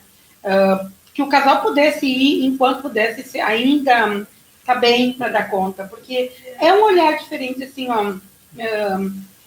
eu acho que é muito o que a gente viveu, por exemplo, quando tinha a casa da praia e tinha a colônia de férias, sabe? De perceber os cuidados, assim, que, a casa da praia, tu mais trabalhava, né? Cortando grama e chegava em Porto Alegre cansado da casa da praia. Então, esse sentido de pensar o envelhecimento também, que não precisasse ir para cansar, né? Pudesse ser uma coisa... Nos Estados Unidos, na Flórida, tem muito esses condomínios, né? Especializados em terceira idade, né? Teve uma amiga minha que ela foi... Não existe isso no Brasil, ou tem em algum lugar? Estão desenvolvendo. Estão desenvolvendo alguns. Mas teve uma amiga minha que ela fez... Já tem em São Paulo? Ela alocou um motorhome e fez ali um trajeto ali na Austrália. E aí tinha vans em determinadas cidades com idosos que vinham de condomínios residenciais. E ela bateu algumas fotos e me mandou. Paravam na beira da praia. E aí os idosos estavam ali na areia, tudo, ou no shopping, e aí a van montava uma mesinha, medicamento, fruta. Tocava uma sinetinha, eles iam iam passando, pegavam medicamento, fruta, água e voltavam para... E aí até o estilo da van, assim, algo fantástico, assim, ela bateu umas fotos na praia e no shopping. Ela tinha, isso aqui é comum. É comum, então eles já... tu pergunta de onde é que veio, eu venho de um residencial tal, de um condomínio tal, eles já se preparam para isso, né? Tem um residencial também que eu vi, que é um condomínio, né, uma vila, na Paraíba. Eu vivo no Portal do Envelhecimento, uma situação assim. Então, professores, eu acho, né, que é... E aí, eu na notícia não falava se eram professores, né, mas assim, acho que o Balneário Camboriú também está pensando alguma coisa nesse sentido, assim, que com a questão de um número de pessoas indo para lá, né, para morar. Hoje tem vários aqui, o hotel aquele em Viamão, como é que é o Vila Aventura, ele vai ter um espaço ali para 60 mais, com lotes, com casa, a pessoa constrói e mora ali dentro. Um condomínio, então eles já estão vendendo lotes para pessoas independente da idade e vai ter uma porcentagem mas por exemplo, na Flórida, o que tu tens é uma estrutura com fisioterapeuta, com área médica, vai ser nesse... Não. Ele é mais hotelaria mesmo. Hotelaria. Porque, na verdade, hoje em dia, eu acho que até já iniciou algumas ideias, assim, né, Eduardo, mas eles não veem, eu acho que um mercado ainda de... É muito caro, assim. E eu acho que também é muito novo, não é? Às vezes não se torna... Às vezes poderia readaptar a questão dentro do... Mas ainda não é novo. Dentro de um custo condominial condominial, eu acho que se dilui isso, não? É que aí tem que diminuir o mercado, o pessoal lá do Marcos, né? Sinfonia. Sinfonia, que é parte do Novo Hamburgo. Eles pegaram um hotel, estava bem caído, e pegaram e compraram para fazer um residencial para idosos independentes. Aí conseguiram entrar uns 3, assim, sei lá quantos leitos, entraram uns 3, 4 independentes. Tem quase 180, né? E aí não tinha mais clientes porque as pessoas não estão dispostas a estando independente residencial ainda aqui no Brasil. Aí eles tiveram que, ou eles quebram, ou eles abrem para os dependentes também. Aí entram alguns dependentes. Aí o que está independente vai lá na sala, no refeitório, e está vendo o outro que está com uma sonda. Nem tudo ele consegue dar Aí conta, já né? começa, não, mas eu não vim aqui para isso. O idoso é muito preconceituoso. Na verdade, nós como Nossa, sociedade, né? Porque tu pensa assim, ó, difícil, por exemplo, escolas infantis que aceitem o Down, que aceitem tudo mais e que convivam normalmente com isso. Às vezes os pais são mais sobre isso, a criança não tanto, mas os pais, né? Sim, entender isso diferente. Então, esse processo nosso ainda... É que aí entra a nossa tendência a enfrentar o preconceito trocando nomes. Então, bom, não vai mais ser asilo, vai ser casa de geriátrico, mas não vai ser residencial geriátrico. Agora vai ser... Mas o preconceito existe, tá ali.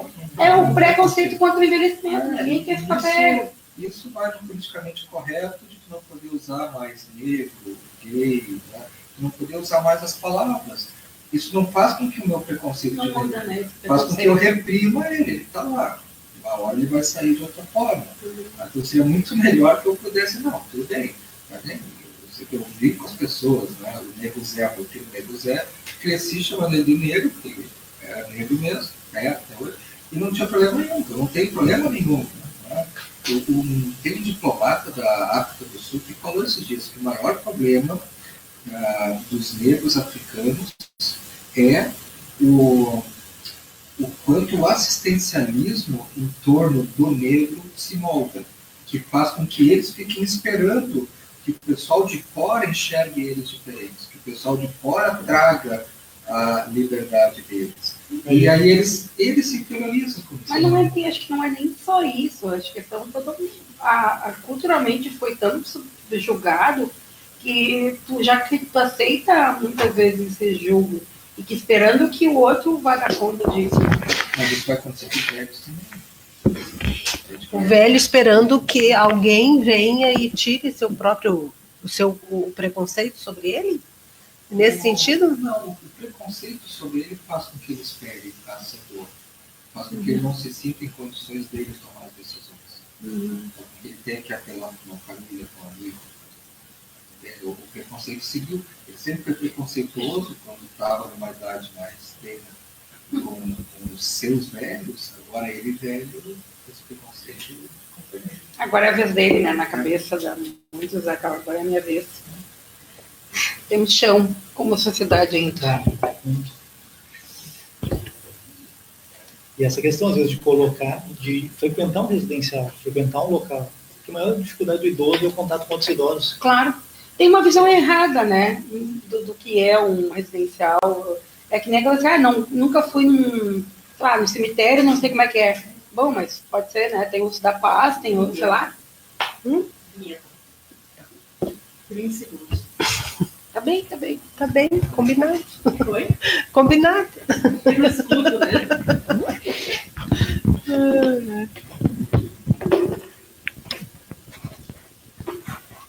10 segundos. 9, 8, 7. Rostão, temos um problema.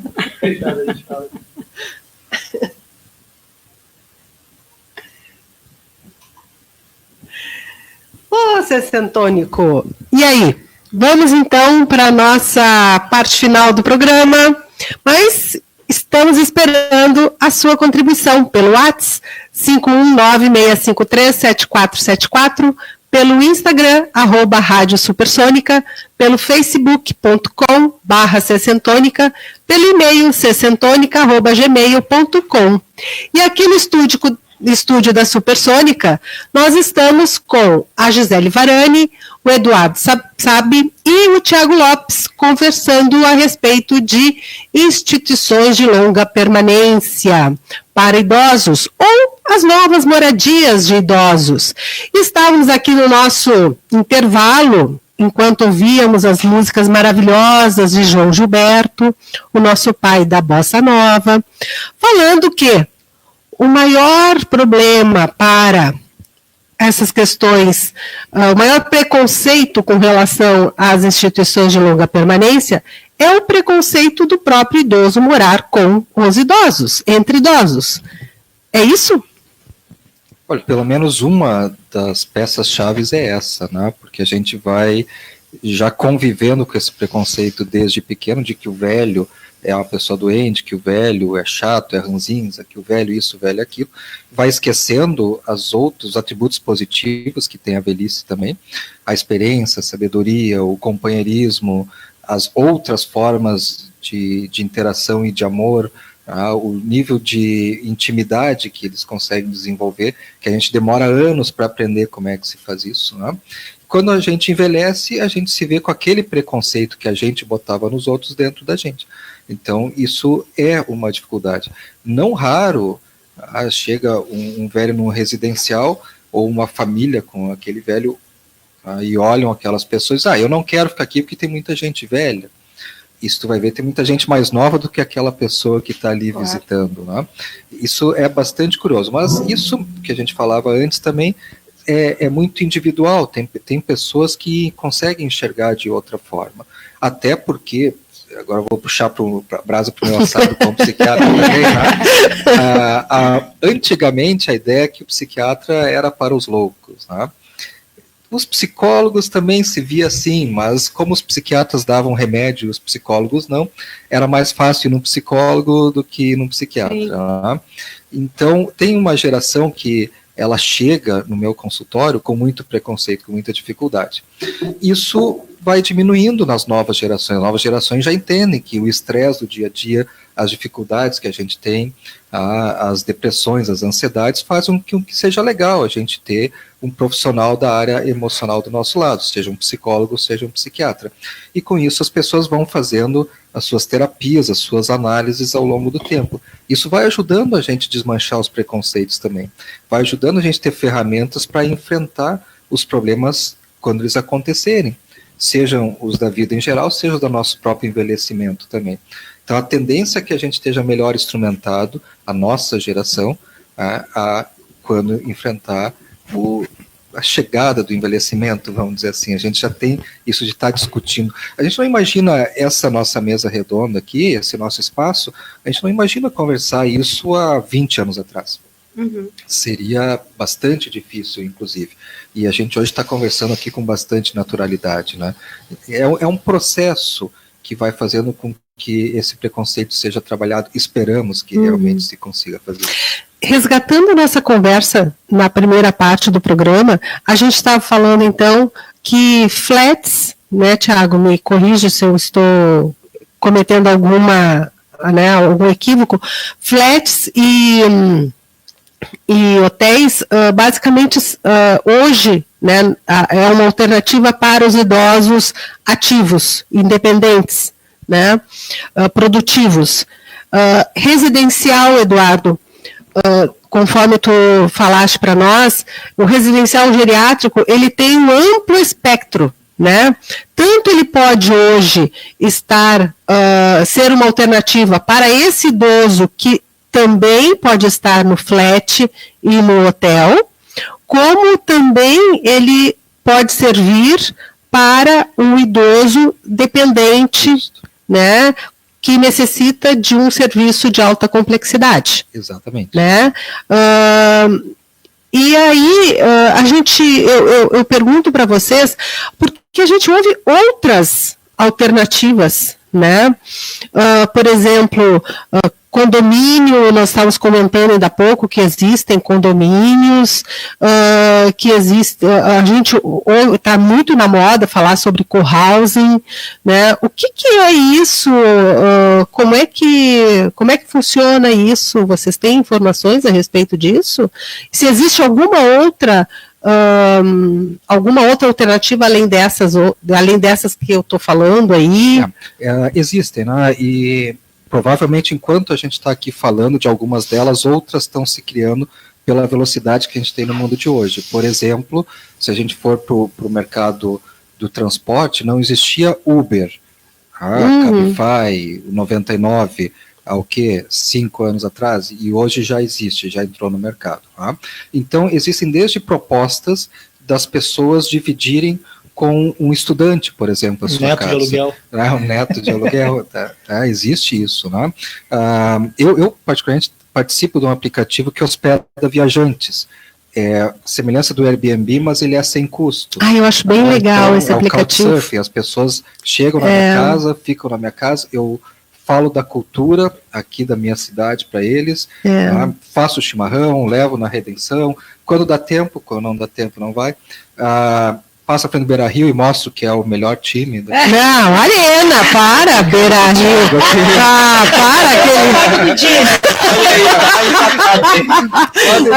Para. O Couchsurfing existe o Warm Shower, que é para ciclistas, para pessoas que estão viajando pelo mundo no pedal. Existe o Workaway, que as pessoas se hospedam em troca de fazer algum trabalho.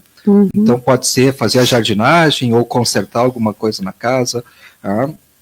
Tem experiências, então, com espaços para idosos com estudantes, que eles compartilham o mesmo espaço. Isso seria bem produtivo para um idoso que tem a sua casa enorme, né, para dar conta disso, né, mas eu acho que ainda há uma desconfiança de que essa pessoa que vai estar lá ainda fazer, acho que seria interessante que esses lugares, esses aplicativos pudessem explicar melhor para os idosos, para eles poderem ver isso como uma alternativa possível, né?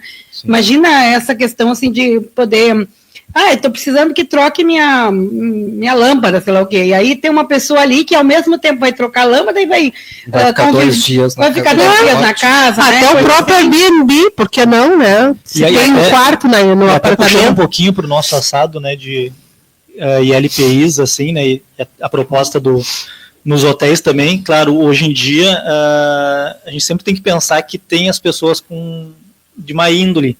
Então, na verdade, o idoso, ele está muito vulnerável a isso. Então, vai vender um cartucho de impressora, vende uma impressora nova. Então, vai consertar um ar-condicionado, levou alguma coisa às vezes da casa, ou levou o idoso para sacar dinheiro. Então isso a gente vê muito no mercado, e as instituições, tu acaba tendo estando próximo para muitas vezes estar auxiliando em determinadas situações, né, pode coibir de alguma maneira a possibilidade de uma pessoa de má índole, não que vá coibir totalmente, mas de alguma maneira pode se sentir um pouco mais seguro nesse sentido de ter um segundo olhar. Né? Exatamente, porque o idoso ele já tem esse vínculo contigo, e muitas vezes ele omite coisas da família e não omite de ti. Então, por quê? Porque no momento que ele mostrar para a família, para os filhos, que ele não consegue fazer tal coisa, ou que ele está se atrapalhando com as contas, gera muitas vezes aquela questão dos filhos, muitas vezes assumir que é o que ele também não quer.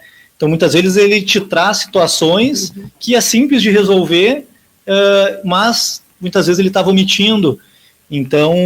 Isso é super importante que o Thiago está trazendo, porque nem o idoso, às vezes, quer expor a sua fragilidade para a família, e nem a família quer enxergar isso. Imagina, vamos pegar um idoso homem, pai de família, que foi sempre quem tomou as decisões, e agora está com uma memória mais enfraquecida, está com dificuldade, está mais inseguro, e a aposentadoria já não chega para tudo, e tem os filhos que ainda dependem dos pais, filhos adultos. Então, como é que vai trabalhar assuntos tão abertamente com isso? Ele vai perder aquela autoridade, mas ele sabe que ele está perdendo. Mas essa transição, e como é que a família vai enxergar isso? Puxa, meu pai não é mais aquele cara que fazia tudo por nós, e agora, onde é que a gente se encontra, né? Além dos conflitos que a gente falava antes, que, bom, começam a ocupar esses espaços, às vezes, nos conflitos familiares, pessoas com outros interesses. Sim. E quando um irmão olha para isso, o irmão mais sério olha para isso, vê que um estrago já está feito, por exemplo. Sim. Né? Então, são todas particularidades que, sim, as instituições acabam tendo alguma Que corresponsabilidade em olhar para isso. Às vezes servir de mediadora nessa questão. Porque muitas vezes até tem situações assim que a família estava no limite, assim, com aqueles cuidados em casa, tendo todo aquele gerenciamento, e às vezes o idoso sendo resistente, e no momento que vai para uma moradia compartilhada, uma instituição de longa permanência, aquela parte do cuidado não é mais o ponto auge das discussões, né? Que normalmente é o que acontece em casa. Sim. Vai visitar o teu pai para uma consulta médica. O estresse deixa de ser o cuidado. Pai, tu tomou medicamento? Tu tomou banho? Tu se alimentou? Tu tá bem hidratado? Trocou de roupa? Foi caminhar no sol? Tá? Normalmente é o que os filhos muitas vezes fazem quando o idoso está em casa. Então, no momento que a gente percebe muitas vezes nas nossas instituições que o assunto é outro, ou falar de política, ou falar de futebol, ou falar... Então, resgatou coisas que estavam perdidas. Uhum. Então, hoje os filhos, muitas vezes, eles fazem o papel do médico, né? Do Eduardo fazer aquela consultinha. E isso é chato, né? Isso é chato para o filho, que não Sim. está lá mais para uma visita autêntica, e é chato para o pai, ou para a mãe, para o avô, para a avó, que naquela Fica posição... prestando contas. Exato, né? Que tu acha que está acontecendo comigo? Tu acha que eu não posso tomar o remédio certo? E às vezes não pode mesmo? Porque até inverte o papel, né? Deixa de ser filho para ser pai do pai, né? Isso. Sem querer, né? Eu concordo muito com o que vocês falam, vou ouvindo e vou tentando fazer a minha função de cuidadora informal, né? O quanto realmente, né, a gente pensar esse universo do cuidado, às vezes as relações se perdem. Aí tu trazendo a questão das famílias, né, quando trazem outras brigas e discussões a partir dessa impossibilidade do pai. Como assim o pai não se percebe mais detentor do poder? E aí a gente vê como é frágil. E às vezes realmente a gente como filha acaba desqualificando o todo, sendo que uma parte só que não está gerenciando direito, né? O quanto é difícil de entender esse processo todo, assim, que às vezes as questões do medicamento ele não está conseguindo dar conta, mas o restante todo ele pode. Então, como é uma linha muito tênue, né? Trazendo exemplos particulares, assim, minha mãe, né, tem uma série de questões de saúde, e aí amanhã ela está indo para o Recife para fugir do frio para casa de uma amiga. Eu vou já com toda a organização da medicação, eu já vou com todo o processo todo, por quê? Eu sei que esta parte ela não consegue dar conta, mas todo o resto ela consegue. Então, esse entender, assim, o quanto, mas é muito difícil, não é coisa simples de compreender esses cuidados, né? Deixa eu perguntar assim, vocês estão comentando a respeito do idoso que está na instituição de vocês, e aí a família se sente mais liberada, né, com relação a esse trato, essa parte técnica. Essa parte técnica.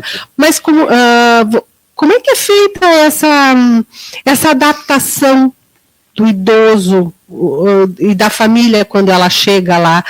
É fácil, é difícil? O que é mais fácil, adaptar o idoso que chega ou a família? Como é que é? Eu acho que os dois são parelhos. Já teve situações que a gente recebeu pessoas, um idoso que a gente tinha certeza que ia ser bem difícil e foi tranquilo. E já recebemos pessoas que a gente tinha certeza que ia ser bem tranquilo e foi bem difícil. Tá? Se colocar no lugar do outro sem conhecer exatamente e ter convivido com o outro, é sempre um risco muito grande da gente incorrer num erro futuro. Não tem como a gente definir. O que eu acho que é bem interessante nesses processos, e aí entram os centro-dias também, é tu poder conviver um pouco mais. Quando é um paciente, por exemplo, do meu consultório, e às vezes eu atendo a domicílio também, ou meu consultório, tu vai conhecendo mais a realidade dele e é mais fácil tu até traçar estratégias de como é que ele vai estar entrando para uma instituição. Mas essa não é a regra são pessoas estranhas que estão chegando para a gente. Os centros dias ajudam um pouco nesse processo, porque a pessoa vai convivendo, passa 1, 2, 3 tardes por semana e vai se estabelecendo, né? Quais são as preferências da pessoa, quais são as relações familiares dela, e quando vai chegando o momento de se escolher um residencial, isso fica bem mais tranquilo, até porque o idoso vai se sentindo que o que está sendo escolhido para ele são escolhas para proteger ele e não para abandonar ele. E essa é uma diferença muito importante, né? O quanto o idoso fica desconfiado o que estão fazendo para mim e o quanto ele fica seguro e tranquilo o que a família está fazendo, né? Então é muito particular de cada família. Os dois focos, então, são importantes, os velhos, quando chegam, e as famílias. Eu lembro de uma situação que ficou super bem com a gente, uma senhora, ela estava angustiada, a familiar, quando chegou, se ia gostar, enfim, foi super tranquilo. Um mês depois, ela foi no salão de beleza e contou para o cabeleireiro que ela tinha deixado a mãe no residencial geriátrico. O cabeleireiro botou as mãos na cabeça, ele é cabeleireiro, então ele bota as mãos na cabeça. Meu Deus, o que você está fazendo? Está abandonando, não se faz isso. Ela chegou lá dizendo, quero tirar minha mãe daqui, mas ontem tu não queria, hoje tu quer. E a gente sentou e conversamos bastante. Bom, até a próxima ida dela ao salão de beleza, tá a gente tudo bem. Mas são as questões sociais também, que influenciam muito, né? Porque a gente faz julgamento e é julgado o tempo inteiro pela sociedade, por mais que a gente tenha consciência de que a gente não queira fazer isso, mas faz parte do nosso processo cultural, está dentro da nossa realidade, né? Então, isso influencia muito na forma... Aí vocês convidaram um cabeleireiro para ir lá. Vamos conhecer, traga o seu cabeleireiro aqui. E na prática a gente se surpreende muito, assim. Eu tive um caso fantástico, assim, que é delegado à família, porque todo mundo acha que o seu idoso não aceitaria, né? Então, o meu idoso não se adaptaria, o meu idoso... e cada indivíduo é um indivíduo, então na prática tu te surpreende. Teve um que é delegado, assim, a família, não, mas Deus o livre, pai nunca vai... Vai me dar um tiro. Exatamente. Ele ligou, ele organizou, ele se hospedou, e viveu anos fantásticos assim conosco, assim. Então na segunda semana já estavam tirando o cravo dele, ele era o DJ já do residencial, então, e algo que a família assim, vamos dizer que quase que desconhecia aquele perfil dele, descontraído, e um delegado bem cara fechado assim, né, foi anos fantástico com ele assim, e isso às vezes é um relato que a gente tem da grande maioria, assim, quando está procurando, não, mas o meu idoso não vai se adaptar, o meu idoso... Depois tu vê... A maioria não leva o seu idoso, é isso? O idoso, deixa o idoso em casa e a família decide sozinha. A família escolher, isso. Alguns casos não faz diferença nenhuma. Alguns casos até é melhor, dependendo, tem idosos com Alzheimer que eles se agitam muito, se estressam muito em ambientes diferentes, então se tu levar para conhecer e trazer de volta para casa, pode ser pior do que já levar para ficar. Sim. Tá? Então tem situações assim. Mas sim, via de regra são as famílias que tomam a dianteira e vão conhecer o lugar. E aí a gente estimula que não. Qual é a situação? Pode trazer também para conhecer? E é super legal que possam conhecer todas essas alternativas que a gente está falando, né? Muitas vezes não dá para fazer ou não está recomendado, aí individualmente cada caso também. E até algo que é preciso assim desmistificar muito, né, que é a questão dos custos, né? Porque a primeira coisa que às vezes a família tem na cabeça é que é algo muito caro. E às vezes a família está gastando o dobro, o triplo em casa. Então isso acontece muito. Então isso é algo que a gente vem trabalhando, às vezes a gente incentiva a família que faça esse cálculo do que está sendo oneroso às vezes em casa, e compare, porque às vezes está com um imóvel parado, que poderia estar investindo, poderia estar aplicando, poderia estar alugando. O imóvel, a alimentação, água, luz, é um funcionário, tem que ter uma pessoa ou para cozinhar, ou uma empregada para cuidar da casa, os gastos que tem com os profissionais da saúde, que pode não ter em alguns residenciais. Manutenção, que às vezes tu não bota na ponta do lápis. Sim. Tu tem uma palestra sobre isso, né? Os custos, sim. É interessante a gente poder... Sim, colocar na ponta do lápis toda a estrutura que paga, né? Que fazem parte. A gente não faz noção, né? A gente teve lá no meu residencial, a gente fez no início do ano quanto a gente gastou de tarifa bancária. A gente ficou apavorado, assim, de tanta circulação. Nós gastamos perto de 10 mil reais em tarifa bancária. Nossa, é. E são transferências que custam 5 reais por ano. 5 reais aqui, 5 reais ali. Então a gente não tem noção do nosso gasto do dia a dia se a gente realmente não colocar isso na ponta do lápis. E vão aparecer, como o Thiago está falando, detalhes que a gente nem pensaria antes. Né? Eu vejo algumas famílias, essas que eu te disse, né, que me perguntam e pedem dicas e tudo mais, às vezes vão só pelo olhar financeiro, e eu sempre trago muita questão, e aí tem o livro da Michelle Close, né, sobre Mudando de Endereço, que fala muito isso, assim, de como, às vezes, por exemplo, mais próximo, uma instituição mais próxima de casa, às vezes é um pouquinho mais cara, mas a qualidade da tua ida, tu vai ter condição de visitar e tudo mais, e quantas vezes a questão não é só financeira, de olhar, além disso, né, olhar esse processo todo. E tem que botar na ponta do lápis tudo, Gisele, porque às vezes o filho vai ficar em casa com ele. Qual é o valor daquele filho para estar com o idoso em casa? Então isso aí tem que ser contabilizado também. Não, eu até entendo, assim, que eu acho que para uma pessoa que precisa de uma série de cuidados, e um cuidado 24 horas, isso muitas vezes até é muito, muito mais oneroso em casa do que no espaço, né? Mas até também uma mudança, né, de áreas também, a qualidade de vida. Se tu vai ficar em casa, sozinho, mesmo independente do mais, mas daqui a pouco precisando de uma série de medicamentos antidepressivos e tudo mais, talvez o custo se equivalha, né, em relação, de repente, morar num hotel e ter coral, ter, sei lá, atividades que ele possa se sentir útil. Acho que da gente parar de pensar só a questão financeira, que é importantíssimo, porque a gente está falando de uma população brasileira empobrecida, né? Mas, ao mesmo tempo, às vezes a gente não esquece, porque às vezes a família se cotiza e paga alguma coisa que não é de qualidade. Então, esse cuidado, assim, a gente pensar eu ainda sinto falta da gente ter, assim, da sociedade conhecer mais esses espaços, conhecer mais os lugares e entender mais esse processo de envelhecimento para poder ter essa conversa que a gente está tendo aqui agora, porque eu acho que fica mais fácil daí na hora da escolha, a partir da família como um todo, e não só, né, do filho que é o mais antenado para essa questão de envelhecimento. A sociedade como um todo, eu incluo até a questão dos políticos que fazem a legislação também. A gente tem uma legislação bem pesada sobre os residenciais geriátricos, por exemplo, que é uma legislação para primeiro mundo.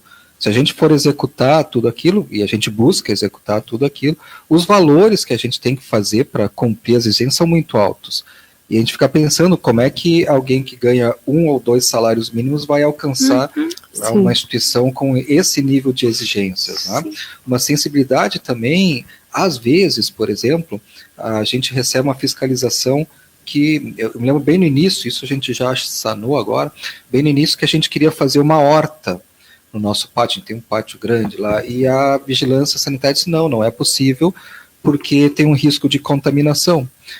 E eu fico pensando qual é a minha segurança das hortaliças que a gente compra hoje em qualquer lugar. Que nem os animais, quando tu tem animais, o quanto sim, né? Isso também, a exigência legal. A vigilância não me lembro se é Cachoeirinha ou Gravataí, ela é taxativa, não pode. Eu já recebi lá... Não pode o quê? Não pode ter animais no residencial. Sério? E a gente sabe o benefício que é da... Mas é uma pet terapia. Claro, na minha velhice eu quero um dos meus bichos comigo. Mas está provado cientificamente bem de um animal para A gente já teve lá uma senhora que só iria se levasse a cachorrinha dela, levou a cachorrinha dela. E isso para ela era muito importante. Todo dia tinha horário da comida, de sair, o controle das vacinas, tudo isso. Então, de uma visão que é o não pode, até uma visão que não, mas o que a gente precisa para que isso aconteça, quais os cuidados que tem que ter, diferente.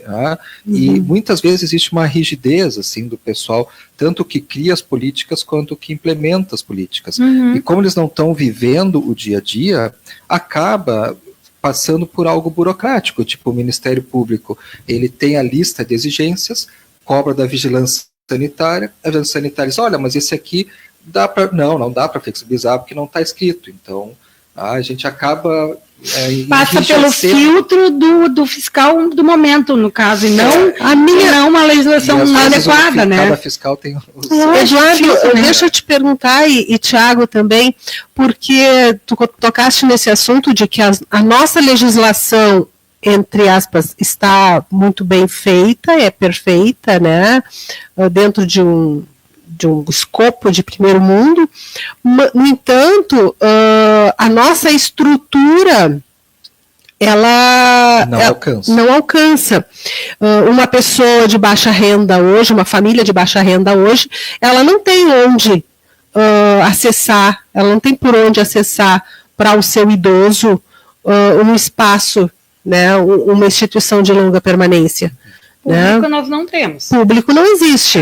Tem São Leopoldo. Se a gente pegar a SPAM e o Padre Cacique, elas são que seriam privadas, mas com filantropia. Filantropia. Tá? Seriam os mais próximos disso. O que acabam acontecendo? Acaba acontecendo os mercados ilegais, os residenciais ilegais, que é assim, a pessoa está cuidando da mãe dela, o vizinho adoeceu a mãe, só tu pode cuidar para mim, porque eu não consigo trabalho. Pode, bota aqui. O cara da frente, tu botou e deu certo. Bota. Daqui a pouco é uma pessoa cuidando de 3, 4 dentro da casa na ilegalidade. Seria tão melhor se a gente tivesse uma legislação flexível que pudesse definir, olha, existe um nível tal de residencial, história de novo de 1 a 5 estrelas, né, que a legislação para esse não exige tal e tal situação. Se quiser pegar um nível maior, vai ser assim, construir dentro da nossa realidade, né? Tem alguns entendimentos também, quando se lançou em 2005 a RDC 283, antes se fez uma consulta pública, se colocou todos os arrazoados do que seriam depois se tornar uma legislação, e a gente podia opinar o que seria, né? Eu me lembro que tinha uma limitação que era um residencial pode ter no máximo 60 idosos, né? Eu pensava, por quê? Se um residencial é maior, e hoje a gente tem aqui o Lar Maurício Seligman, da comunidade judaica, que atende 120, né? E a gente questionou isso, a gente contribuiu dessa forma. É a mesma coisa que eu pensar que uma fábrica como a Coca-Cola só pode vender 1.000 refrigerantes por mês. Mas se tem as pessoas que consomem, se o produto, até onde a gente saiba, não dá, então por que não poder facilitar isso? Né? Então isso caiu. Ficou na legislação a dificuldade ainda que os fiscais entendem que não pode ter, por exemplo, uma cama grudada na parede. E quando isso é para um residencial de menor qualidade, no sentido de um espaço mais limitado, é ruim, porque tirando todos os lados da cama da parede, ele ocupa mais espaço, aquela cama naquele quarto. E um quarto que poderia ter 3 pessoas, vai ter 2, talvez uma só. Também cria o risco de queda pelo lado que não está na parede, que às vezes protege. Quando a gente fala com o fiscal diz, não, mas isso é assim porque pode ter umidade na parede. Bom, então a legislação poderia construir a ideia de que não pode ter umidade na parede onde a cama... nenhuma parede. Na parede onde a cama está apoiada não pode ter umidade. E isso resolveria tanto a questão da umidade quanto uma proteção. Até porque para um idoso a parede é uma segurança. A gente, quando está morando na casa, às vezes pede para o familiar colocar a cama na parede. Mas tem comentar, Gisele, quantos ouvintes meu avô, minha avó, nós fizemos isso. Nós encostamos a cama deles na parede justamente por causa disso. Tá, mas eu tenho o hábito de dormir encostado na parede. Como é que eu vou fazer quando for na a minha mulher tenta trocar, tirar, afastar a cama dele. Eu não, dormir encostado na parede. Tá ferrado.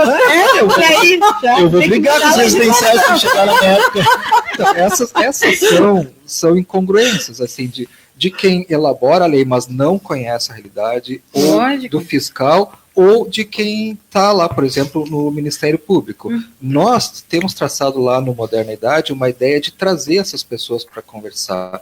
A vigilância sanitária tem sido bastante acessível nesse sentido, assim, de realmente estar contribuindo com ideias, né? Mas se esbarra em quem está acima deles. Não, mas a gente precisa que você siga exatamente Está escrito que, via regra, é o Ministério Público. Sim, porque a gente ainda quer trazer. eu te confesso que eu tive uma situação na qual eu precisei buscar um espaço, uma instituição de longa permanência para uma tia-avó minha, né?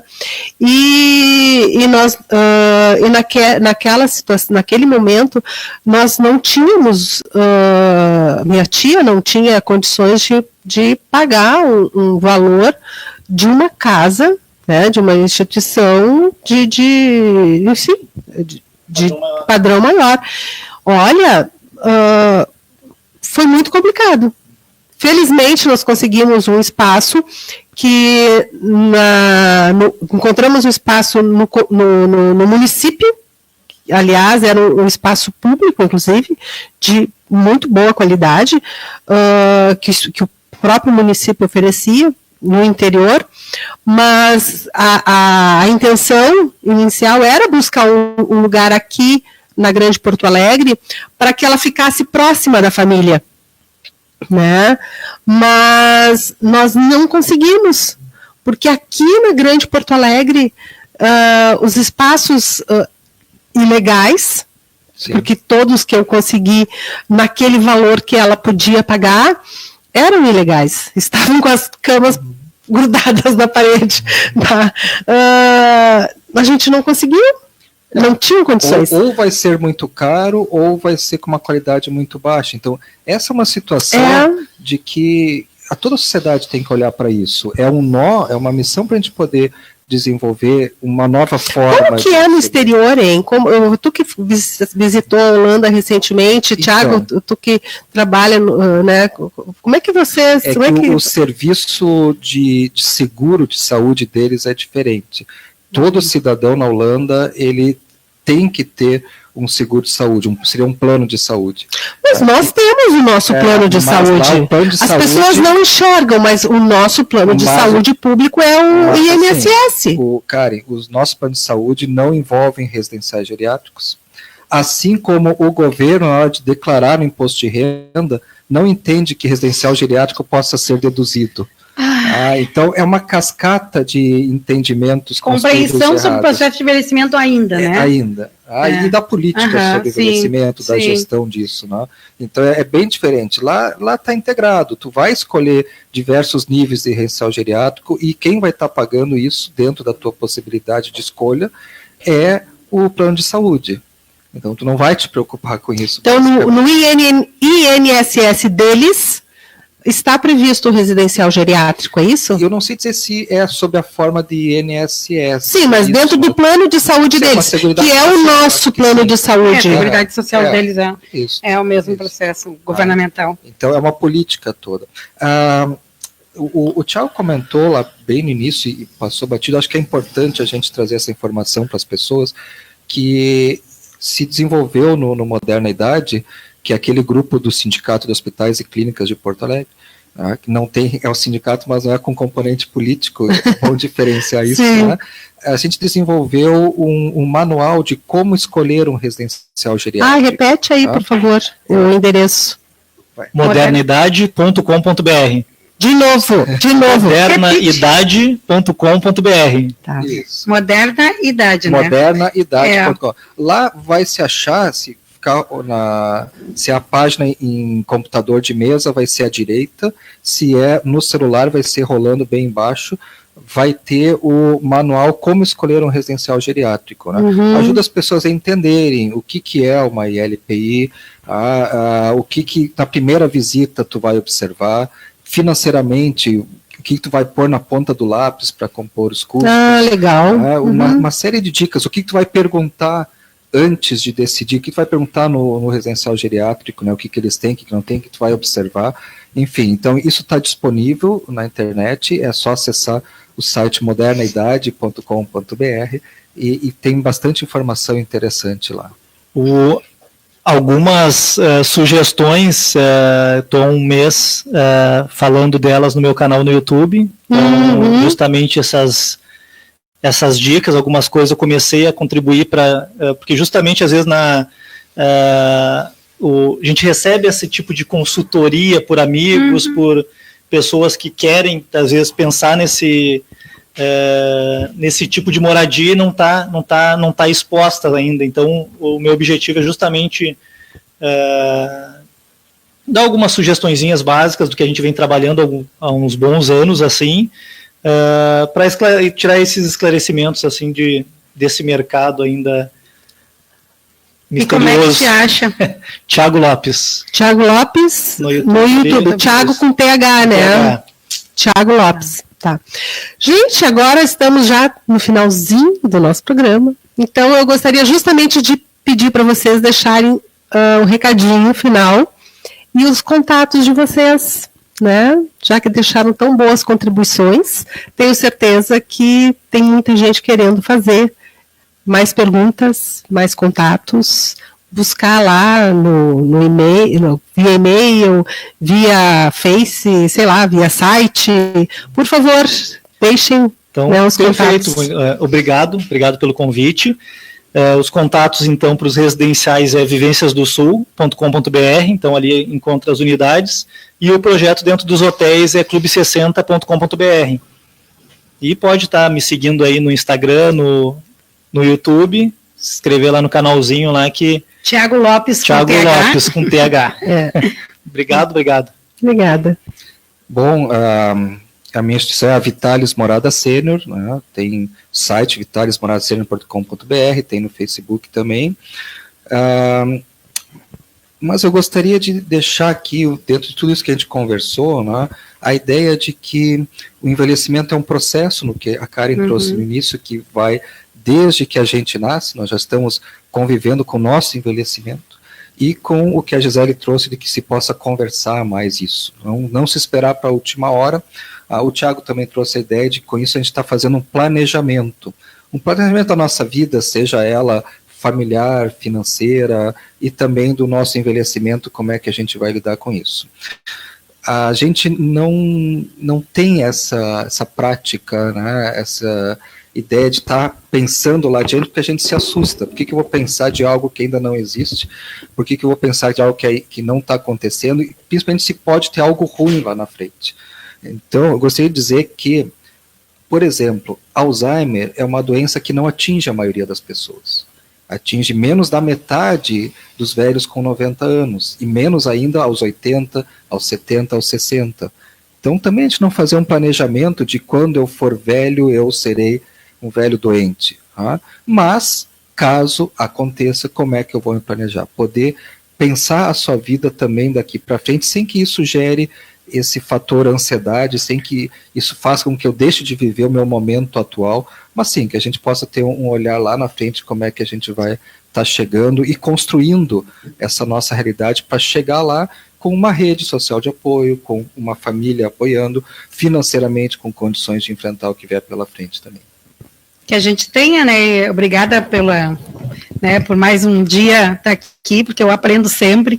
E acho que o que vocês falam fala muito em mim, assim, quando eu pensei no processo de envelhecimento lá, quando eu fiz meu pós, a primeira pessoa beneficiada fui eu. Eu envelheci, estou envelhecendo a cada dia de um jeito diferente. Então, essas propostas aqui são muito ricas, para a gente poder pensar lá, e na minha família, e desde meus sobrinhos com menos idade, né, de conversar sobre isso. Né? Tu é uma velha, vai ser uma velha chata. Eu digo, é isso, você, né? Mas então pensar a questão do envelhecimento desde novo, né? Que tomara que nossos ouvintes também tenham esse olhar sobre o envelhecimento, que eles envelheçam até os 120, se um pode, todos podem, né? Obrigada aí pela parceria. Queridos, eu que agradeço, Eduardo, agradeço Thiago, agradeço Gisele, agradeço cada um dos nossos sessentônicos que estiveram conosco. Lembrando que o nosso WhatsApp é 5196537474, o nosso Instagram é o @Rádio Supersônica, o facebook.com/sessentônica e o e-mail sessentônica@gmail.com. E aqui na Supersônica a gente está esperando vocês com os comentários, sugestões, contribuições, sempre para que a gente continue aqui nesse processo de conversa, de troca, porque a gente entende que a participação de vocês é muito bem-vinda E o que nós queremos é isso, é envelhecer com saúde, né? Envelhecer conversando e aprendendo. E na semana que vem, a gente está indo para o dia 17 para falar sobre mercado de trabalho. Vocês sabiam que a pesquisa Great Place to Work de 2018 mostrou que não chega a 3% a parcela dos trabalhadores com mais de 50 anos? Nas 150 empresas, nas 150 melhores empresas para se trabalhar? Quais as razões para que esse número seja tão baixo? Quais são os benefícios para as empresas ao contratar pessoas mais velhas? Quais são os riscos e os benefícios quando se misturam as gerações no mesmo ambiente de trabalho? Então, será este ou estes as nossas conversas, os nossos temas de bate-papo na semana que vem, dia 17 de julho. Queridos sessentônicos, uma boa semana, que sejam muito felizes nesses próximos 7 dias. Obrigada. Tchau, tchau. Obrigada, querido.